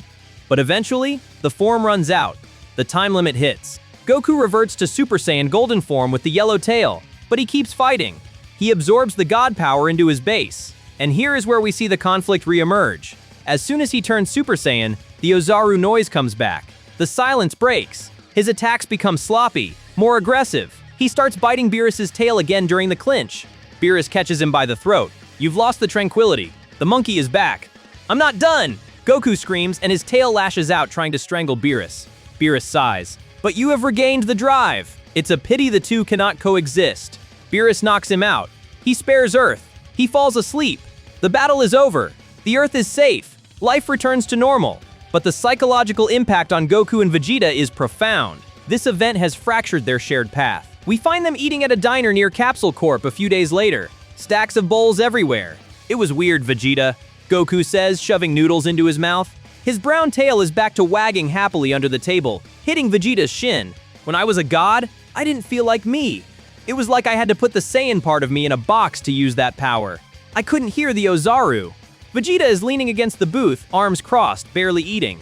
He's replaying the ritual in his head. The feeling of the genetic memory. "You suppressed your nature?" Vegeta says quietly. "Yeah." Goku nods, oblivious. "But the power, it was incredible. If I can learn to balance it, if I can learn to be a god and a Saiyan, maybe I can make the tail work for both." "Then you are a fool," Vegeta snaps. Goku blinks, noodles hanging from his mouth. "Huh?" Vegeta stands up. His tail lashes angrily behind him, knocking a glass off the table. "We are a warrior race, Kakarot.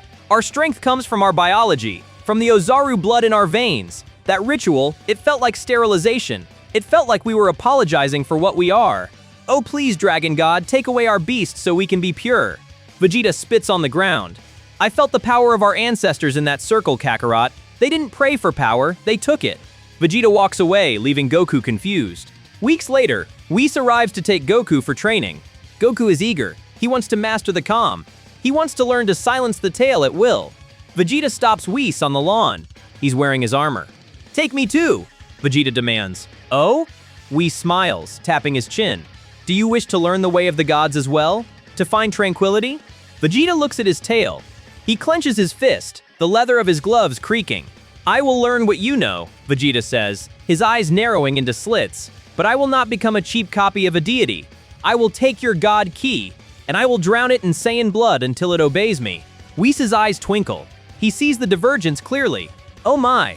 Two students? Two very different philosophies. One seeks to empty the cup, the other seeks to break it. This shall be entertaining. And this, friends, is the setup for the rest of Super. Goku is going to chase the angel path. Ultra instinct, tranquility, the suppression of the self to achieve maximum reaction speed. He views the tail as a tool to be tamed, a wild horse that needs a bridle. Vegeta is going to chase the primal path. Evolution, ego, the embracing of the self to achieve maximum durability and power. He views the tail as the source, the root that must be watered. The tail has stopped being just a limb. It is now the symbol of their ideological ward. And wait until you see what happens when Frieza comes back. Because if you thought Golden Frieza hated monkeys before, just wait until he has to fight a Super Saiyan Blue whose tail is literally malfunctioning because of the internal conflict between God and Ape. Join me next time for Part 6. We're covering Resurrection F and the Universe 6 tournament. We're going to see Vegeta reject Blue, sort of. We're going to see Cabba get bullied for having no tail, and we're going to see Goku's body struggle to hold two opposing infinities. Don't forget to like and subscribe. The timeline is evolving, and we're just getting started. We're deep into the Dragon Ball Super era now, and things are about to get messy. In Part 5, we watched Goku taste divinity and realize it didn't fit. We saw Vegeta reject the gods entirely, choosing to pursue a power rooted in his Saiyan heritage. Two warriors, two philosophies, same destination. But here's the thing about philosophy. It means nothing until it gets tested. And folks, this arc is the stress test. We've got Frieza coming back from the dead with a grudge and a training regimen designed specifically to exploit those tails. We've got an interdimensional tournament where our Saiyans are going to meet their universe counterparts, Saiyans who evolved without tails. That's going to hit Vegeta like a punch to the gut. Let's get into it. Frieza is resurrected. His loyal soldiers gather the Dragon Balls, Shenron does his thing, and the Emperor of the Universe claws his way back to the land of the living. He's a mess, still sliced into pieces from Trunks' sword, but the hatred in his eyes hasn't dimmed one bit. Now in canon, Frieza trains for 4 months and unlocks Golden Frieza. That part stays the same. But his focus is different. See, Frieza spent years in hell, trapped in a cocoon, forced to watch recordings of his defeat on an endless loop. And you know what he noticed? The tails. Every time Goku landed a devastating blow, that golden tail was involved. Every time Vegeta overwhelmed his forces, that muscular tail was whipping through the air. Frieza realized something crucial. The Saiyans hadn't just kept their tails, they'd weaponized them. So when Frieza trains, he doesn't just build raw power, he develops specific counter techniques. Tagoma, Frieza says during a sparring session, his tail flicking behind him with predatory grace. The Saiyans treat their tails as fifth limbs. They use them for balance, for grappling, for channeling ki. If I can disrupt that rhythm, I can break their fighting style entirely. He practices tail-targeting strikes. He develops ki techniques designed to cramp muscles and disrupt circulation. He even learns a binding technique, ring of energy that can lock around an opponent's tail and drain its ki flow. Frieza is coming prepared. Goku and Vegeta are training with Whis on Beerus's planet.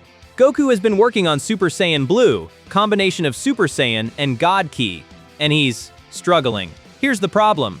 Blue requires perfect ki control. It demands that the user maintain divine tranquility while simultaneously accessing Super Saiyan Rage. For most Saiyans, this would be difficult. For a Saiyan with a fully integrated tail, it's a nightmare. Your aura is flickering again, Whis observes, tapping his staff against the ground. The blue keeps bleeding into gold. Goku drops out of the transformation, panting. His tail hangs limp, twitching erratically. I don't get it, Goku says. When I use God Ki, my tail goes quiet. When I use Super Saiyan, my tail goes crazy. But when I try to use both, they fight each other, Whis finishes. Your tail is caught between two opposing commands. Divine stillness versus Saiyan aggression. It doesn't know which master to serve. So what do I do? You must find harmony. Or, Whis glances at Vegeta, who is training separately. You find another path entirely. Vegeta has refused to learn Super Saiyan Blue. Let that sink in. The Prince of all Saiyans, offered the power of the gods, said no. I watched Kakarot fight Beerus, Vegeta told Whis on the first day. He became something beautiful, yes, but he also became something that wasn't Saiyan. His tail went dead, his instincts went silent. That's not power, that's amputation. Instead, Vegeta has been developing something else. He takes his Ikari state, wrath form he developed during the Android Saga, and he infuses it with just a touch of God Ki. Not enough to suppress his primal nature, just enough to refine it. When Vegeta powers up, his hair turns gold like a regular Super Saiyan, but his eyes don't turn teal. They burn a toxic yellow with red pupils, creating an unsettling orange glow. His muscles bulk up slightly, and his tail bristles with barely contained power. He calls it Super Saiyan God Ikari. It's not as refined as Blue, it's not as elegant, but it's stable, and it's completely, unapologetically Saiyan. You're taking the long way around, Whis comments. I'm taking my way, Vegeta growls. The gods can keep their tranquility. I'll forge my own path. Frieza arrives on Earth. The fight kicks off exactly like you'd expect. Frieza's army gets demolished by the Z-Fighters.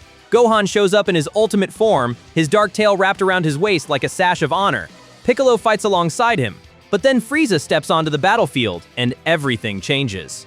Well, well, Frieza purrs, looking at the gathered Saiyans. You've all kept your little monkey accessories, how quaint. Goku steps forward. Frieza, I'm giving you one chance to leave. Leave? Frieza laughs. I didn't come back from hell to leave. I came back to show you what real evolution looks like. Frieza transforms. The golden cocoon shatters, and golden Frieza emerges sleek, shimmering, radiating power that makes the air itself feel heavy. Frieza's tail has transformed too. It's now a brilliant gold, matching his body, and it moves with a precision that suggests he's been training it specifically. You're not the only ones who learn new tricks, Frieza says. Goku powers up. He turns Super Saiyan Blue. The transformation is rough. His hair turns cyan, his aura stabilizes. But his tail is flickering between blue and gold, unable to commit to either color. It's like watching a light bulb short circuit. Frieza notices immediately. Oh my, internal conflict? How delicious. They clash. And at first, Goku is winning. Blue is powerful and even unstable. It outclasses Golden Frieza's raw output. But Frieza is fighting smart. He targets the tail constantly. Not to grab it, he knows that weakness has been trained out, but to disrupt it. He fires ki blasts at the base of Goku's spine. He uses his own tail to slap Goku's tail mid-swing, throwing off his balance. And the binding technique? He uses it. A ring of purple energy snaps around Goku's tail, clamping tight. Goku gasps. His blue form destabilizes completely, flickering between gold and cyan before crashing down to base form. Your tail is your strength, Frieza gloats, hovering over Goku. But it's also your leash, and I've learned how to yank it. That's when Vegeta arrives. Vegeta doesn't bother with banter. He takes one look at Goku on the ground, at the binding ring around his tail, and he attacks. Vegeta turns Super Saiyan God Ikari. The golden aura explodes outward, but it's not the calm flowing flame of regular Super Saiyan. It's jagged, aggressive. There are sparks of red electricity crackling through it, God Ki being forced through primal channels. Frieza's eyes widen. What is this? This isn't the blue form. No, Vegeta snarls, his yellow-orange eyes burning. This is what a real Saiyan looks like. The fight is brutal. Vegeta doesn't fight with Goku's precision. He fights like a predator. He uses his tail to grapple Frieza's tail. muscle against muscle. He uses it to redirect his momentum mid-flight. When Frieza tries the binding technique, Vegeta's tail is already moving. He catches the energy ring and crushes it in his grip. "Your tricks won't work on me," Vegeta growls. "I didn't suppress my instincts. I perfected them." He demolishes Frieza. It's not elegant. It's not pretty. Vegeta beats Frieza into the dirt with the savagery of a warrior who has finally stopped pretending to be something he's not. But Frieza, being Frieza, tries to destroy the Earth as a last resort. Whis rewinds time. Goku finishes Frieza with a Kamehameha. The tyrant is dead again. The aftermath is tense. "Your blue form failed," Vegeta says to Goku as they stand among the rubble. "The tail betrayed you." "It didn't betray me," Goku argues. "I just haven't mastered the balance yet." Balance. Vegeta spits the word like it's poison. "You're trying to be two things at once, Kakarot. Divine and Saiyan. It's oil and water. It will never mix." "And your way is better?" Goku asks. "My way is mine." Vegeta's tail lashes behind him. "I don't need to become a god to defeat one." They're both right. They're both wrong. And that tension is going to define everything that comes next. Fast forward. Champa's challenge arrives. The god of destruction from Universe 6 wants a tournament. 5 fighters from each universe. The prize? The Super Dragon Balls. But here's the stipulation that changes everything. Picture the scene. Goku and Vegeta are standing on the tournament platform when the Universe 6 team arrives. There's Cabba, Caulifla, Kale, none of them have tails. Vegeta stares. His own tail goes rigid behind him. What are you?" he asks, his voice dangerously quiet. Cabba blinks. "We're Saiyans, from Universe 6. "You're not Saiyans." Vegeta steps forward, and everyone tenses. "Saiyans have tails. It's the fundamental marker of our race, the biological anchor of our power." You're some kind of evolved weaklings." Cabba's face hardens. "Our race evolved past the great ape thousands of years ago. We're more civilized now." "Civilized?" Vegeta's voice cracks with fury. "You threw away your warrior heritage to be civilized? Your ancestors had tails, they had pride, they had power. You're a disgrace to their memory." Goku steps between them. "Vegeta, calm down." "Don't tell me to calm down," Vegeta roars. "Look at them, Kakarot. This is what happens when Saiyans forget who they are. They become this." The tournament begins. The early fights go smoothly enough. Goku defeats Batamo. Frost cheats his way through a few matches before getting exposed. But the real drama happens when Vegeta faces Cabba. In canon, Vegeta teaches Cabba to access Super Saiyan through anger. Here, he teaches him something else entirely. Vegeta doesn't just fight Cabba, he humiliates him. "You don't know what you've lost," Vegeta says, dodging Cabba's attacks with contemptuous ease. "The tail wasn't just an appendage, it was a connection to our ancestors, a reservoir of power you can't even imagine." He grabs Cabba by the throat. "Your race chose comfort over strength, civilization over conquest. And now you come to this tournament, tailless and incomplete, and you expect to stand against us?" Vegeta throws Cabba across the arena. "Transform," he demands. "Show me what a tailless Saiyan can do." Cabba, fueled by rage and shame, erupts into Super Saiyan. Vegeta watches. His expression is disappointed. "It's hollow," he says quietly. "The form is there, but there's no foundation, no depth. You're accessing the surface of our power without the roots." He knocks Cabba out of the ring with a single punch. After the match, Vegeta approaches the defeated Saiyan. Can I get my tail back?" Cabba asks, desperate. "Is there a way?" Vegeta shakes his head. "No, it wouldn't be real. You'll have to find another path, your own path. But at least now you know what you're missing." Next is Goku versus Hit. This is where Goku's philosophy gets tested. Hit is a master of time skip, a technique that lets him jump forward in time by fractions of a second. Against a normal opponent, it's unbeatable. Goku needs more power, he needs blue. But blue alone isn't enough. He needs Kaioken. "Are you insane?" Vegeta shouts from the sidelines. "Kaioken on top of blue? Your body will tear itself apart!" But Goku does it anyway. He erupts into Kaioken blue. The red aura layers over the Saiyan. His power skyrockets. For a moment, he's matching Hit blow for blow. But the tail can't handle it. The conflicting energies, Divine Calm, Saiyan Rage, Kaioken Strain, all channel through the tail at once. It starts spasming uncontrollably, cramping. The pain is blinding. Hit notices he's an assassin. He exploits weaknesses. He targets the tail. One precise strike to the base of the spine. Goku's Kaioken Blue collapses. He falls out of the ring. Hit wins. After the tournament, Goku lies in recovery. "I pushed too hard," he admits. "The tail couldn't handle all those energies at once." "Because you're forcing incompatible powers together," Vegeta says. "Divine Ki and Saiyan biology were never meant to merge. You're trying to be something you're not." And you think your way is better? Goku asks. Vegeta is quiet for a moment. I think there are two paths to the top of the mountain, he finally says. You're climbing the divine path. I'm climbing the primal. We'll see who reaches the summit first. That night, Vegeta is alone in the gravity chamber. He's thinking about Kaba, about the universe Saiyans who evolved past their tails, about what it means to be a Saiyan in a universe where gods walk among mortals. He accesses the genetic memories stored in his tail. He digs deeper than he's ever gone before, and he sees something. A vision. Ancient Saiyans with red fur covering their bodies, not great apes, something else. Something humanoid but primal. Warriors who fought gods to a standstill with nothing at their bodies in their rage. Super Saiyan 4 existed in GT, but in this timeline, Vegeta is seeing echoes of something similar in his genetic memory, something that predates Super Saiyan entirely. The primal Saiyan God, he whispers. It exists. It's real.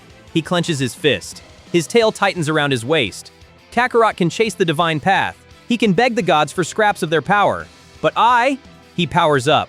The golden aura crackles with red lightning. I will become what our ancestors were meant to be. I will become the perfect Saiyan. And that's part 6, folks. The philosophies are crystallizing. Goku is committed to the divine path. He just needs to find harmony between God Ki and his Saiyan nature. Vegeta is committed to the primal path. He's going to perfect what Saiyans already are rather than become something else. And somewhere out there, Zamasu is watching. A supreme Kai who despises mortals. A god who's about to steal a Saiyan body. Join me next time for part 7. We're doing the Goku Black arc.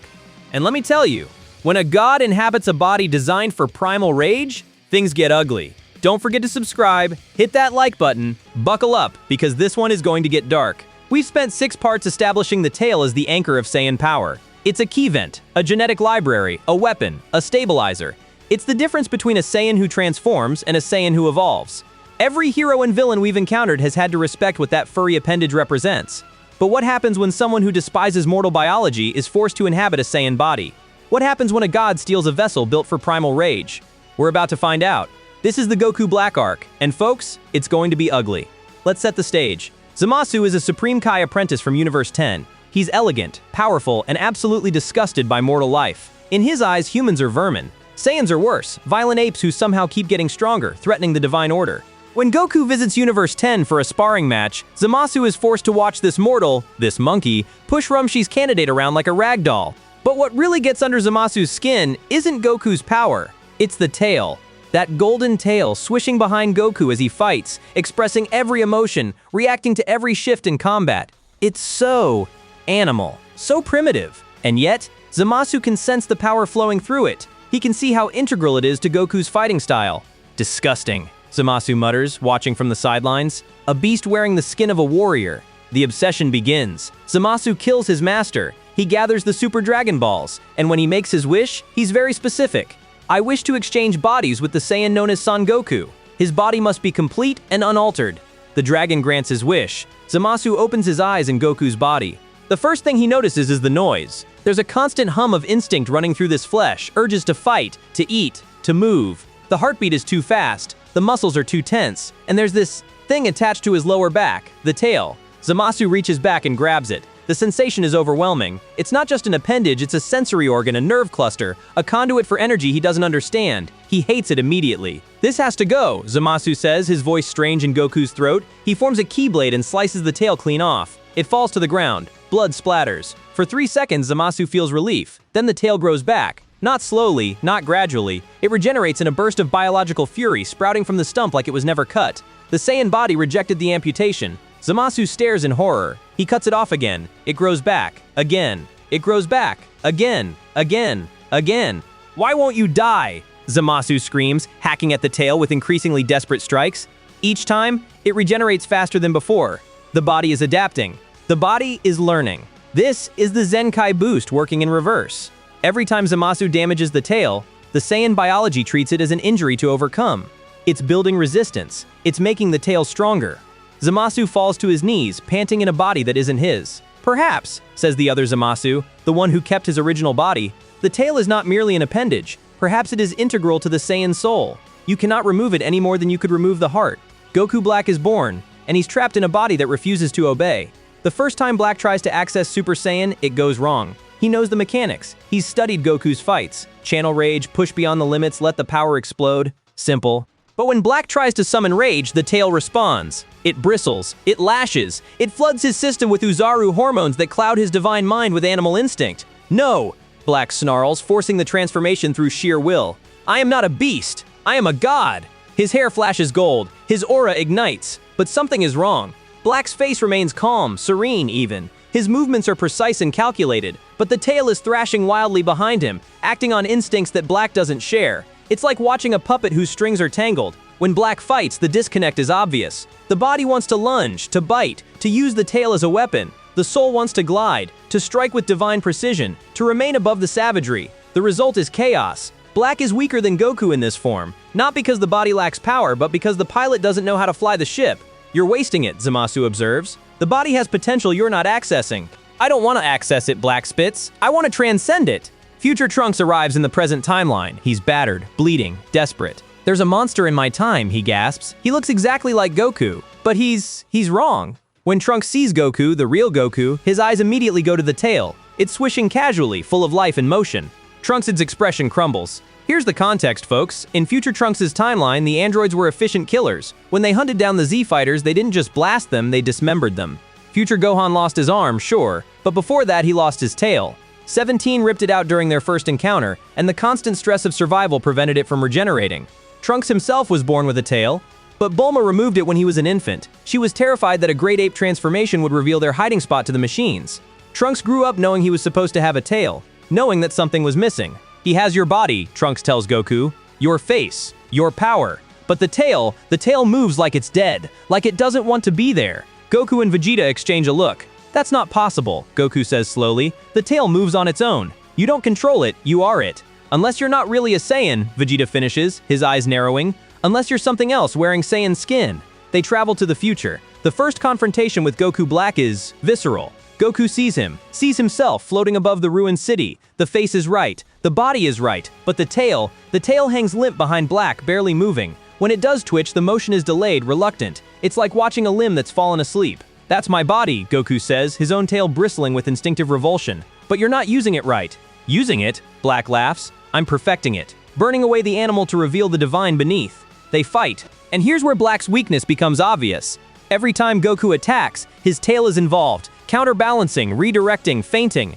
Every time Black defends, his tail just hangs there, dead weight. Goku lands hits that should be blocked. Vegeta exploits openings that shouldn't exist. Black is losing not because he lacks power, but because he's fighting with 4 limbs instead of 5. You're piloting that body like a puppet, Vegeta roars, slamming Black through a building. You don't understand what you stole. A Saiyan's tail isn't decoration, it's the foundation of everything we are. Black wipes blood from his mouth, Goku's blood, in Goku's body, and his expression shifts. Then I'll have to find another way.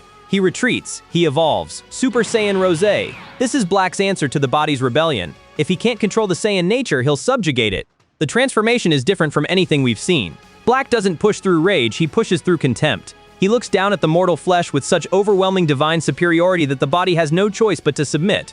His hair turns pink, his aura blooms rose-colored, his eyes gain that serene, murderous calm. And the tail? The tail turns pink too, but it's a dead pink, pale, lifeless, hanging limp like a forgotten accessory. It no longer bristles, it no longer reacts. Black has forcibly converted it from a key regulator into a pure God key antenna. This is perfection, Black announces, admiring his new form. The mortal flesh, purified. The beast, tamed. The savage, civilized. You killed it, Vegeta says, staring at the lifeless tail. You had access to power you can't even imagine, and you killed it. I transcended it, the rematch begins. Rose Black is stronger now, much stronger. Without the internal conflict between divine will and Saiyan instinct, he can access the body's full power. The fighting style has changed completely. Black no longer struggles against the body, he's enslaved it. Every movement is precise, calculated, divine. There's no wasted energy, no primal outbursts, just cold, efficient violence. Goku tries to match him with Blue, but Blue is still unstable. His tail keeps flickering between colors, caught between divine calm and Saiyan rage. Black exploits every hesitation. You're still fighting yourself, Black observes, parrying Goku's punch, still trying to balance the beast and the god. I simply killed the beast. That's not balance, Goku grunts. That's murder. Semantics, Black said. But Vegeta won't let it go. You're not using the tail for balance, he shouts, dodging Black's strikes. Every kick, every punch, you're off center by a fraction. A real Saiyan would be using that tail to anchor the movement. Black ignores him. You're treating it like a burden instead of a weapon. Vegeta continues, going Super Saiyan Ikari. His own tail lashes behind him, thick and powerful, counterbalancing every strike. Watch. This is how a Saiyan fights. Vegeta attacks with everything he has. His tail sweeps low while his fists strike high. He uses it to grab debris and hurl it as distractions. He wraps it around Black's wrist to create openings. Black is forced to adapt, to block attacks from 5 directions instead of 4. You're fighting like a god in a Saiyan's body, Vegeta roars. Precise, yes. Powerful, yes. But you'll never understand what you stole. You'll never be what Kakarot was. I don't want to be what he was, Black says, driving a keyblade through Vegeta's shoulder. I want to be what he could never become. Divine, perfect, eternal.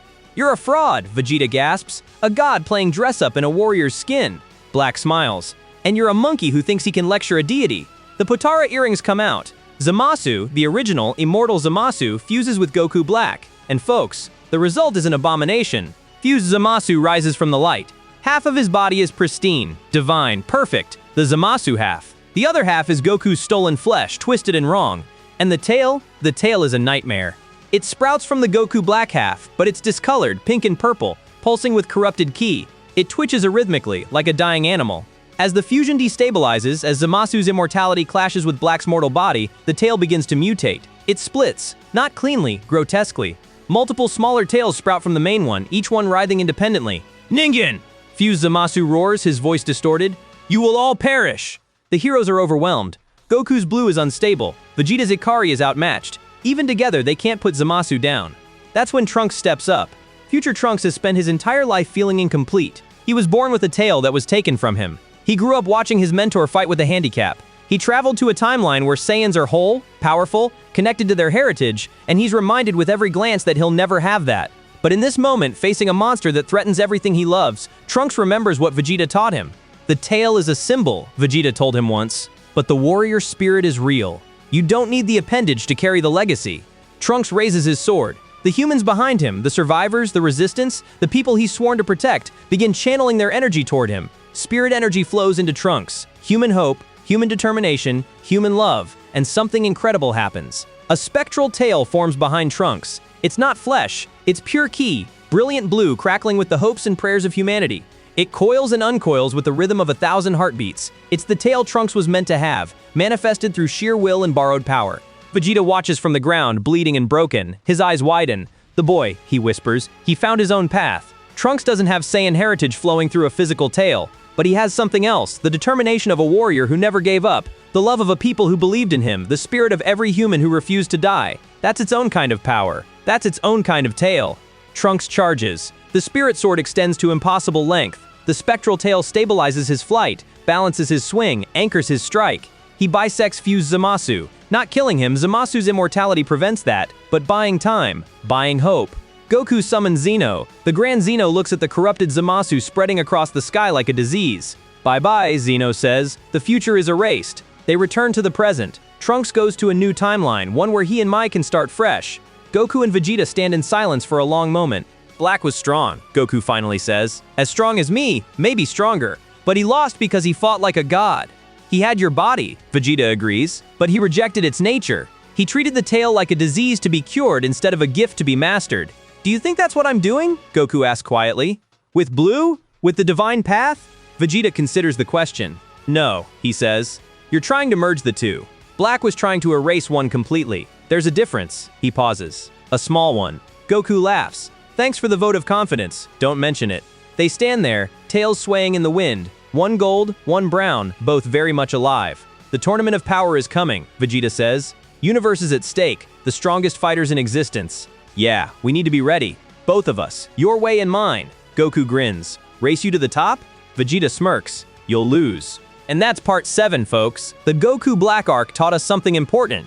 The tail isn't just a power source. It's identity. It's heritage. It's the bridge between who the Saiyans were and who they're becoming. Black had access to all of Goku's power, but he could never be Goku because he rejected what made Goku a Saiyan. The body and the soul have to work together. Black proved what happens when they don't. Next time, we're entering the Tournament of Power. 80 warriors, 8 universes, 1 hour. And our Saiyans are going to face opponents who challenge everything they believe about strength. Jiren is coming, and he doesn't need a tail to be the strongest. The Tournament of Power. 80 warriors, 8 universes, 48 minutes. And the losers? They don't just go home defeated, they get erased from existence. Zeno, the Omni King, the child god who rules over everything, decided he wanted entertainment, and the multiverse is going to bleed for it. Now we've spent 7 parts building to this moment. Goku's been chasing the divine path, trying to merge God Ki with his Saiyan nature. Vegeta's been walking the primal road, perfecting what Saiyans already are. Both of them hit walls. Both of them have unfinished business. This tournament is where it all pays off. Let's get into it. The announcement hits like a bomb. Goku, in his infinite wisdom, asked Zeno for a tournament between universes. He wanted to fight strong opponents. He got his wish, along with the minor detail that losing universes would be permanently deleted from reality. When the Grand Priest explains the stakes, the Z fighters go pale. "You idiot?" Beerus hisses at Goku. "Do you understand what you've done? If we lose, everyone you've ever known ceases to exist." Goku scratches his head. "Well, then we just gotta win, right? That's Goku for you. The man who can face universal annihilation with a shrug and a smile. It's either inspiring or terrifying depending on your perspective. The rules are simple. 10 warriors per universe, battle royale format, ring out eliminations only. No killing allowed. Last universe standing survives. They have 48 hours to assemble a team. Recruitment is chaos. Goku and Gohan split up to gather fighters. The usual suspects come together quickly: Piccolo, Krillin, Tien, Master Roshi, Android 17, Android 18. But they need a 10th fighter, and Goku has an idea that makes everyone's blood run cold: Frieza. Beerus nearly chokes. The tyrant? The genocidal maniac? The one who spent decades hunting your race to extinction? He's strong, Goku says simply, and he wants to live. Vegeta's reaction is more visceral. His fists clench, his jaw tightens. Every instinct screams against this alliance, but survival trumps pride. Even Vegeta understands that. Goku descends into hell to make his pitch. Frieza is exactly where they left him, trapped in a cocoon surrounded by stuffed animals and parade music, enduring his personalized torment. When Goku appears, Frieza's smile is razor thin. "Son Goku, come to gloat? Come to make a deal. Tournament. Universal stakes. Win and you get resurrected." Frieza's eyes gleam with interest. "And if we lose? Everything gets erased, you included." Frieza considers this. "So I either fight alongside the monkeys who killed me, or I cease to exist regardless." His smile widens. How delightfully twisted. "I accept." As they ascend back to the living world, Frieza studies Goku with cold amusement. "I notice you still have that appendage," he observes. "I would have thought evolution would have corrected that flaw by now." "It's not a flaw," Goku replies evenly. "It's an advantage. So you keep saying." We'll see if that holds true when the real fighting starts. The 48 hours before the tournament become a pressure cooker. Goku trains with Whis, pushing Blue to its limits. The form is still unstable. That fundamental conflict between divine calm and Saiyan aggression hasn't been resolved. But Goku's found workarounds, compromises. Whis watches him spar with interest. "There's a state beyond what you've achieved," Whis says during a break. "A level where the body moves without conscious thought, where reaction becomes unnecessary because action is already complete." "Ultra instinct," Goku breathes. He's heard whispers of this, a technique that even gods struggle to master. "The problem," Whis continues, "is that your body is constantly at war with itself. Half of you wants to think, half wants to feel. Until those two halves integrate, Ultra Instinct will remain beyond your reach." Goku nods slowly. He doesn't have an answer yet, but maybe the tournament will provide one. Vegeta's preparation is different. He enters the hyperbolic time chamber alone. No sparring partners, no distractions, just himself and the infinite white void. For 3 days, 3 years inside the chamber, Vegeta does something he's never done before. He stops training his body entirely. Instead, he meditates. He dives deep into the genetic memories stored in his cells, passed down through countless generations. He's touched this archive before, glimpses of ancient Saiyan civilization, echoes of warriors long dead, but now he pushes further than ever, and he finds something. In the deepest layers of genetic memory, Vegeta witnesses a war.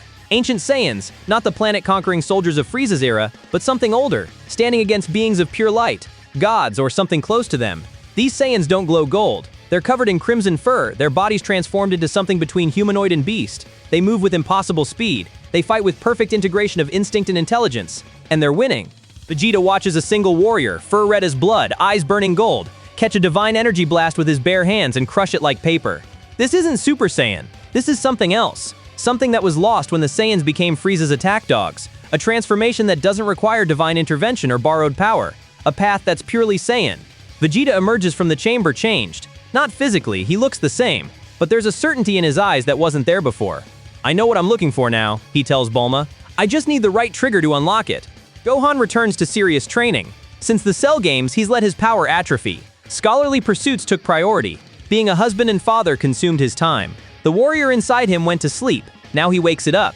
Piccolo pushes him mercilessly. They spar for hours, recreating the desperate intensity of their old training sessions. Gohan's ultimate form stabilizes, his battle instincts sharpen, but something else happens too. As Gohan pushes deeper into his power, he feels that familiar presence stirring, the beast he touched against Cell, the Uzaru consciousness that lives beneath his civilized surface. He doesn't run from it this time, he doesn't suppress it, he welcomes it. The Tournament of Power isn't a martial arts competition, Piccolo tells him, it's a survival match. Technique matters less than endurance, eliminations matter more than damage. I understand, Gohan says. Do you? Because the old you would have held back, tried to fight honorably, given opponents chances they didn't deserve. Gohan's eyes harden. The old me didn't have a daughter to protect. Piccolo smiles. Good. Hold on to that. The world of Void materializes around them. The arena is massive, a floating platform surrounded by infinite darkness. Fall off the edge, and you're eliminated. Simple as that.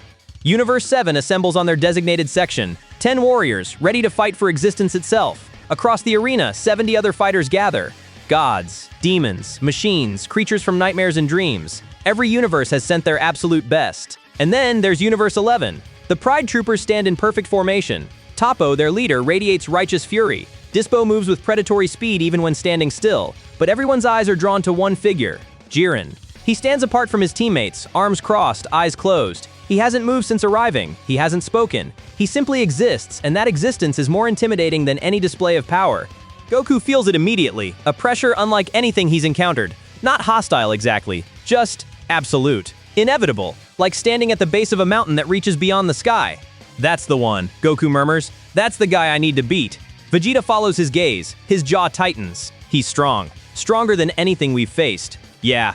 Goku grins. Isn't it great? The Grand Priest raises his hand. Let the Tournament of Power begin. Chaos erupts. 70 fighters surge toward each other. The arena becomes a storm of ki blasts and flying bodies. Eliminations happen in seconds. Weaker fighters thrown from the ring before they can even orientate themselves. Universe 7 moves strategically. Stick together, Gohan commands. Cover each other's blind spots. Don't overextend. The team fights as a unit. Piccolo and Gohan anchor the center. Krillin and Tien handle range support. The androids roam as a pair, their infinite energy making them perfect for attrition warfare.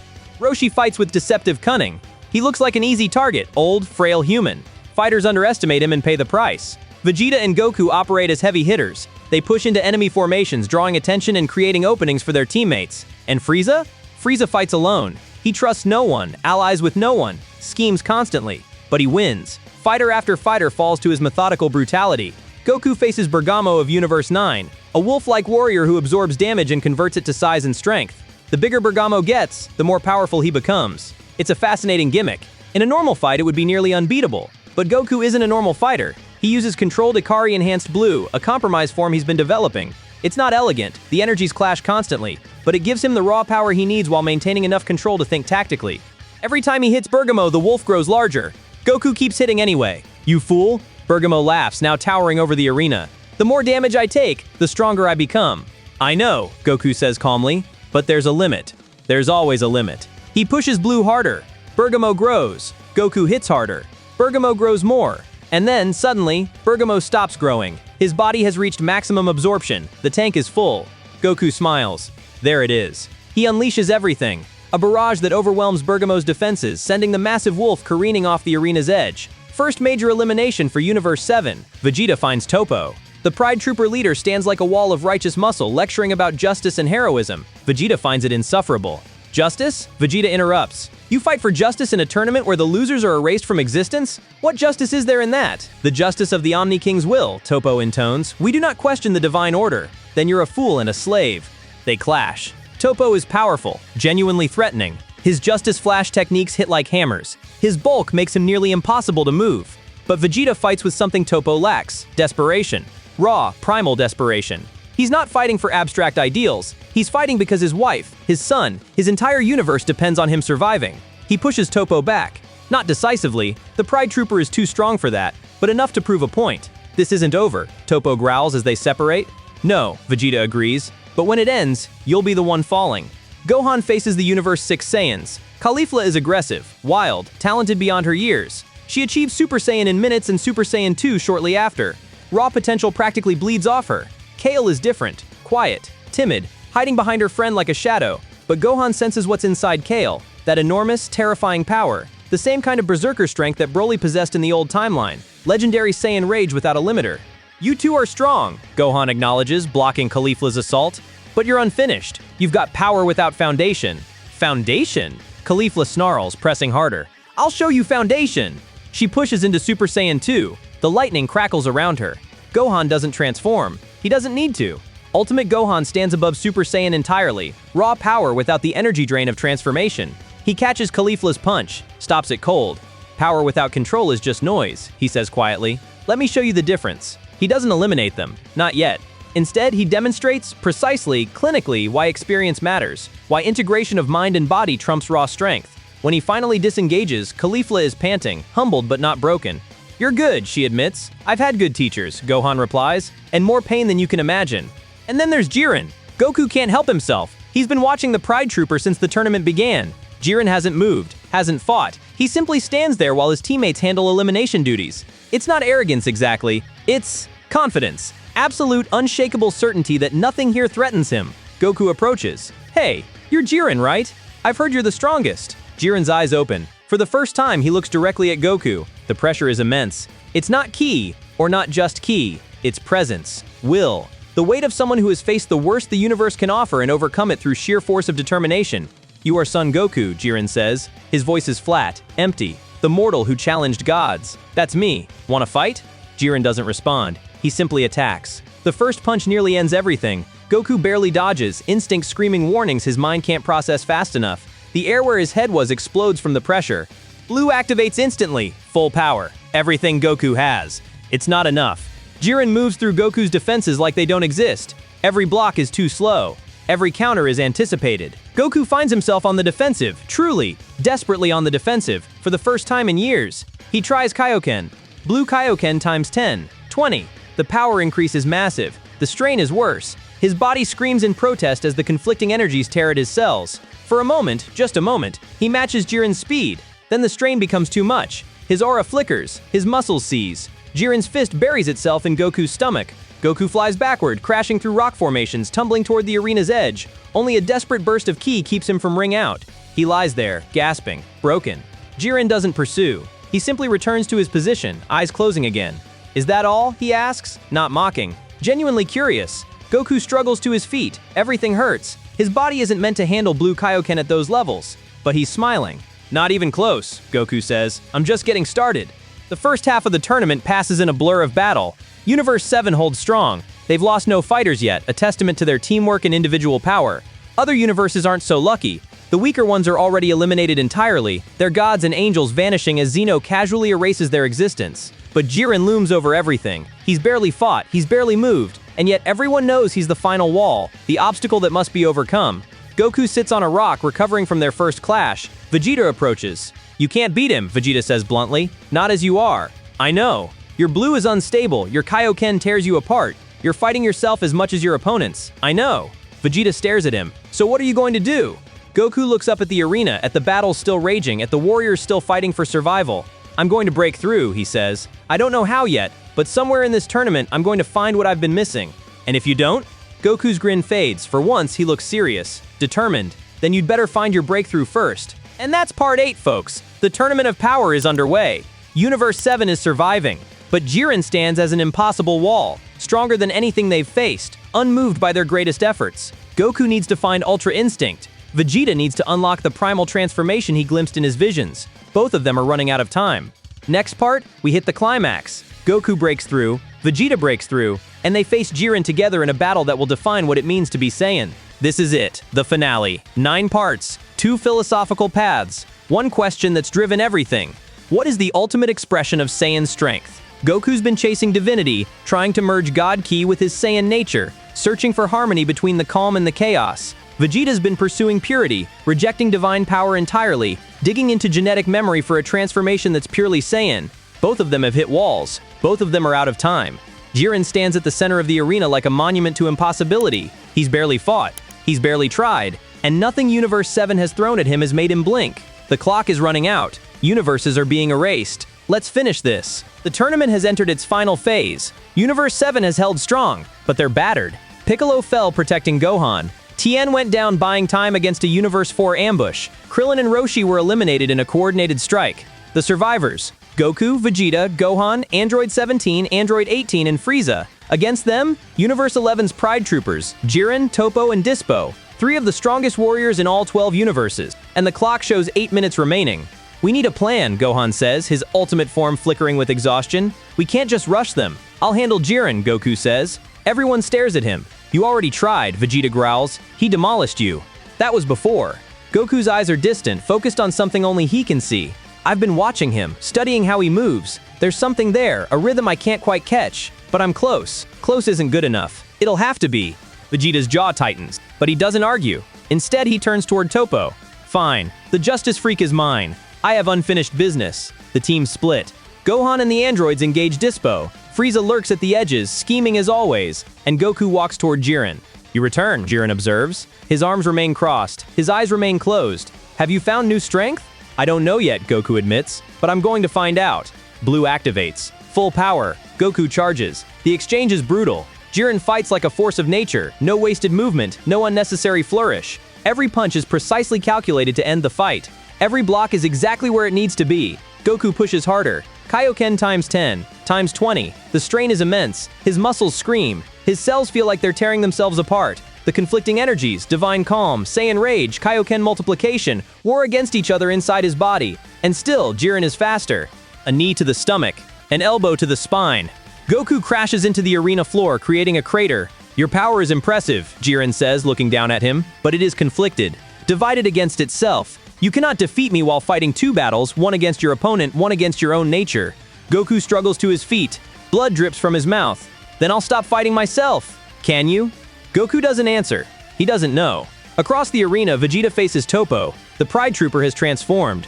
God of Destruction energy crackles around him, purple and terrible, erasing anything it touches. He's abandoned his ideals of justice for raw, divine power. This is the strength of a god, Toppo roars. What can a mortal hope to do against this? Vegeta stands in the blast zone, his armor disintegrating, his skin burning, and he laughs. A god? Vegeta spits blood. You threw away everything you believed in for borrowed power. You're not a god, you're a coward wearing a god's hand-me-downs. You dare. I dare. Vegeta's aura explodes. Not blue, not gold, something else entirely.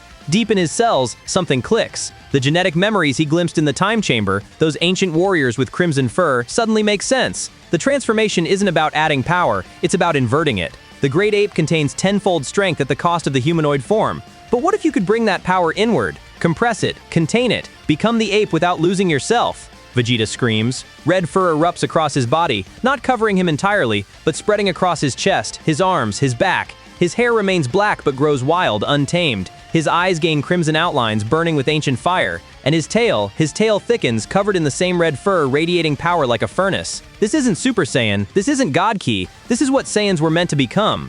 What is this? Toppo stumbles backward.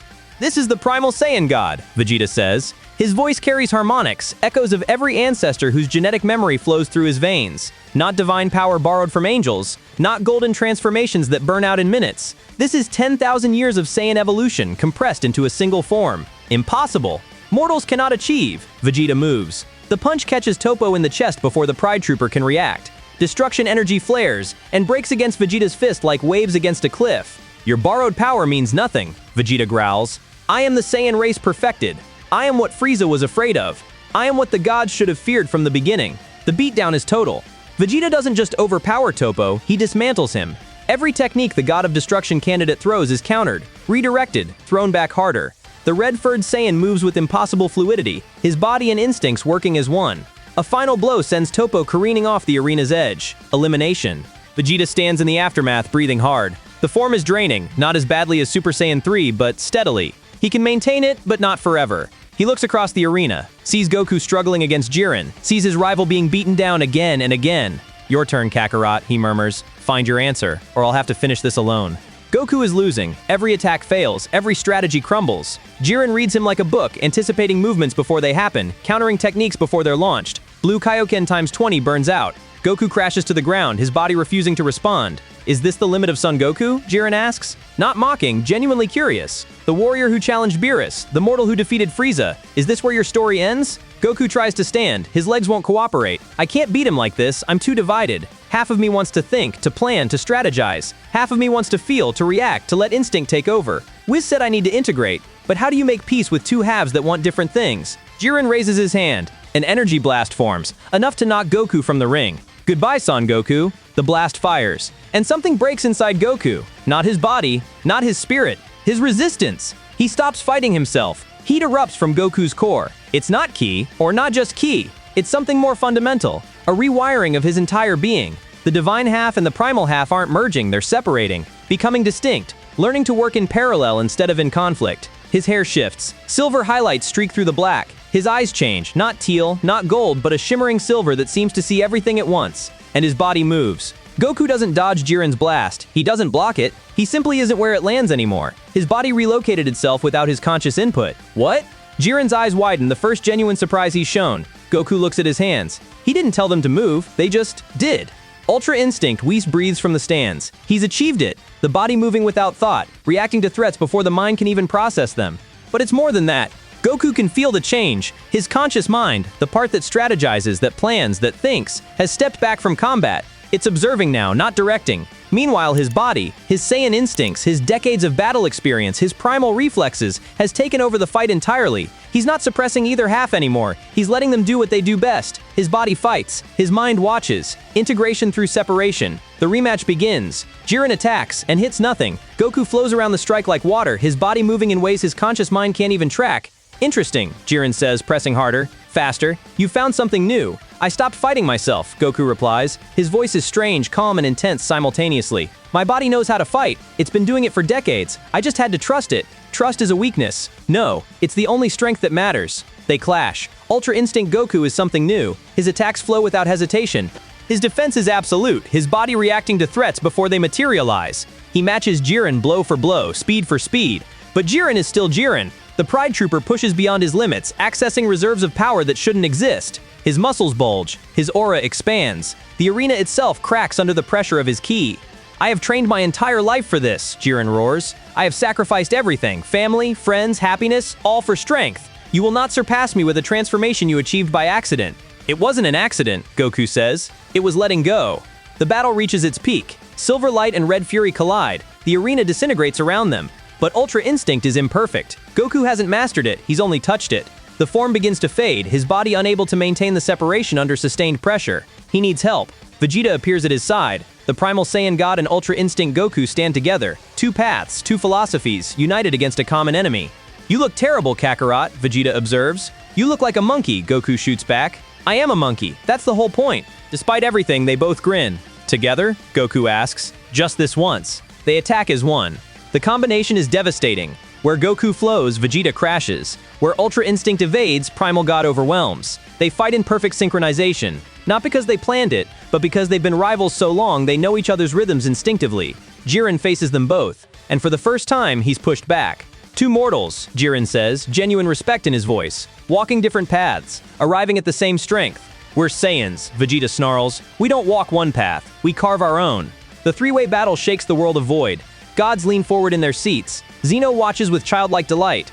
Goku's Ultra Instinct flickers. Vegeta's primal form drains. They're both running on fumes, but so is Jiren. The final exchange. Jiren unleashes everything, a blast that could destroy solar systems, concentrated into a single attack. It roars toward Goku and Vegeta like the wrath of God itself. Move, Vegeta roars, but there's nowhere to go. The blast covers the entire remaining arena. Goku doesn't think. His body acts. He grabs Vegeta, throws him clear, plants his feet, and catches the blast. Not with his hands, with his entire being. Ultra Instinct and Saiyan willpower combine into something that shouldn't be possible. He holds the universe-destroying attack in place through sheer refusal to die. Kakarot, Vegeta screams, finish it. Goku roars back, while he's open. Jiren, all his energy committed to the blast, can't defend. Vegeta sees the opening. For one frozen moment, pride wars with necessity. Then he moves. Primal Saiyan God Vegeta rockets forward. His fist draws back, every ounce of power he has left concentrated in a single strike. Jiren sees him coming. Can't stop him. The punch connects. Jiren's eyes go wide. His blast falters. Goku collapses, his Ultra Instinct finally depleted. And Jiren, the unbeatable wall, the strongest mortal in all universes, goes over the edge. Elimination. The Grand Priest raises his hand. Universe 7 wins. What follows is chaos. Android 17 claims the Super Dragon Ball's wish, restoring all erased universes. The multiverse is saved. But in the aftermath, as the fighters recover and the gods argue, Goku and Vegeta sit apart from the celebration. We did it, Goku says. He's exhausted, more tired than he's ever been. We did. Vegeta agrees, though you nearly got yourself killed with that stunt. Worked, didn't it? Barely. They sit in silence for a moment. Your form, Goku says finally. That red fur thing. That's what you were looking for? The primal Saiyan God? Yes, not divine power borrowed from angels, Saiyan power, perfected. The great ape inverted. Everything our race was meant to become. It suits you. Your silver form suits you. The empty-headed approach to fighting seems appropriate. Goku laughs. It's not empty-headed. It's trusting. My body knows what to do. I just had to let it. Different methods, same result. Yeah. Goku looks at his rival, his friend. We actually make a pretty good team. Don't get used to it. Beerus and Whis observe from a distance. Well, Beerus says, stretching, that was entertaining. Both of them found their answers. Indeed, Whis agrees. Goku achieved Ultra Instinct through separation, letting his divine mind observe while his primal body fights. Vegeta achieved godlike power through integration, compressing the great ape into humanoid form. Opposite approaches leading to equivalent strength. Fascinating, isn't it? The same biological foundation, the Saiyan tail, interpreted two completely different ways. Beerus yawns. I suppose this means they'll be challenging me again soon. Almost certainly. Good. I could use the exercise. In the restored Universe 6, Cabba approaches his universe's Saiyan contingent, Caulifla. Kale, I watched the Universe 7 Saiyans fight. Yeah? Caulifla says bitterly. They kicked our asses. They have something we don't. That Vegeta, his transformation. It came from somewhere deep. Genetic memory, he called it. So? We don't have tails. We can't access that. Maybe not that specific path. Cabba's eyes are determined. But we're still Saiyans. We have our own evolution to discover. Our own transformations to unlock. Kale looks up, shy, uncertain. You really think so? I know so. Universe 7 showed us what's possible. Now we find our own way there. The Universe 6 Saiyans journey is just beginning. Weeks later, Goku and Vegeta are training on Beerus's planet when Whis interrupts. There's something you should know, the angel says. Your friend Broly, he naturally accesses elements of both your transformations. Goku stops mid-punch. What do you mean? His wrathful state is essentially what Vegeta achieved, great ape power in humanoid form. But when pushed further, he touches something instinctual. Thoughtless. Almost closer to Ultra Instinct than your divine version, Goku. Where is he? Vegeta demands. That's the problem. Whis' expression is unreadable. We don't know. He vanished after your last encounter. But when he resurfaces, he'll be stronger, Goku finishes. Considerably. Goku and Vegeta exchange a look. Despite themselves, they're both grinning. Good, Goku says. I can't wait to fight him again. Neither can I. Vegeta agrees. A Saiyan who bridges both paths, he might be the key to something greater than either of us achieved. The future stretches before them, full of challenges, full of potential, full of battles yet to come. And there we have it, folks. 2 paths, 1 race. Goku walked the divine road, emptying himself to achieve Ultra Instinct, learning to separate his thinking mind from his fighting body. He trusted his instincts in a way he never had before. Vegeta walked the ancestral road, filling himself with genetic memory, compressing the great ape into his humanoid frame. He became what Saiyans were meant to be before civilization dulled their edge. And somewhere out there, Broly exists as a bridge between both worlds, a Saiyan who naturally does what took them lifetimes to learn. The question was never really what if Saiyans kept their tails. The question is, what else haven't they discovered? Thanks for joining me on this journey. This has been What If Saiyans Kept Their Tails, where one biological detail rewrote an entire franchise. See you in the next timeline.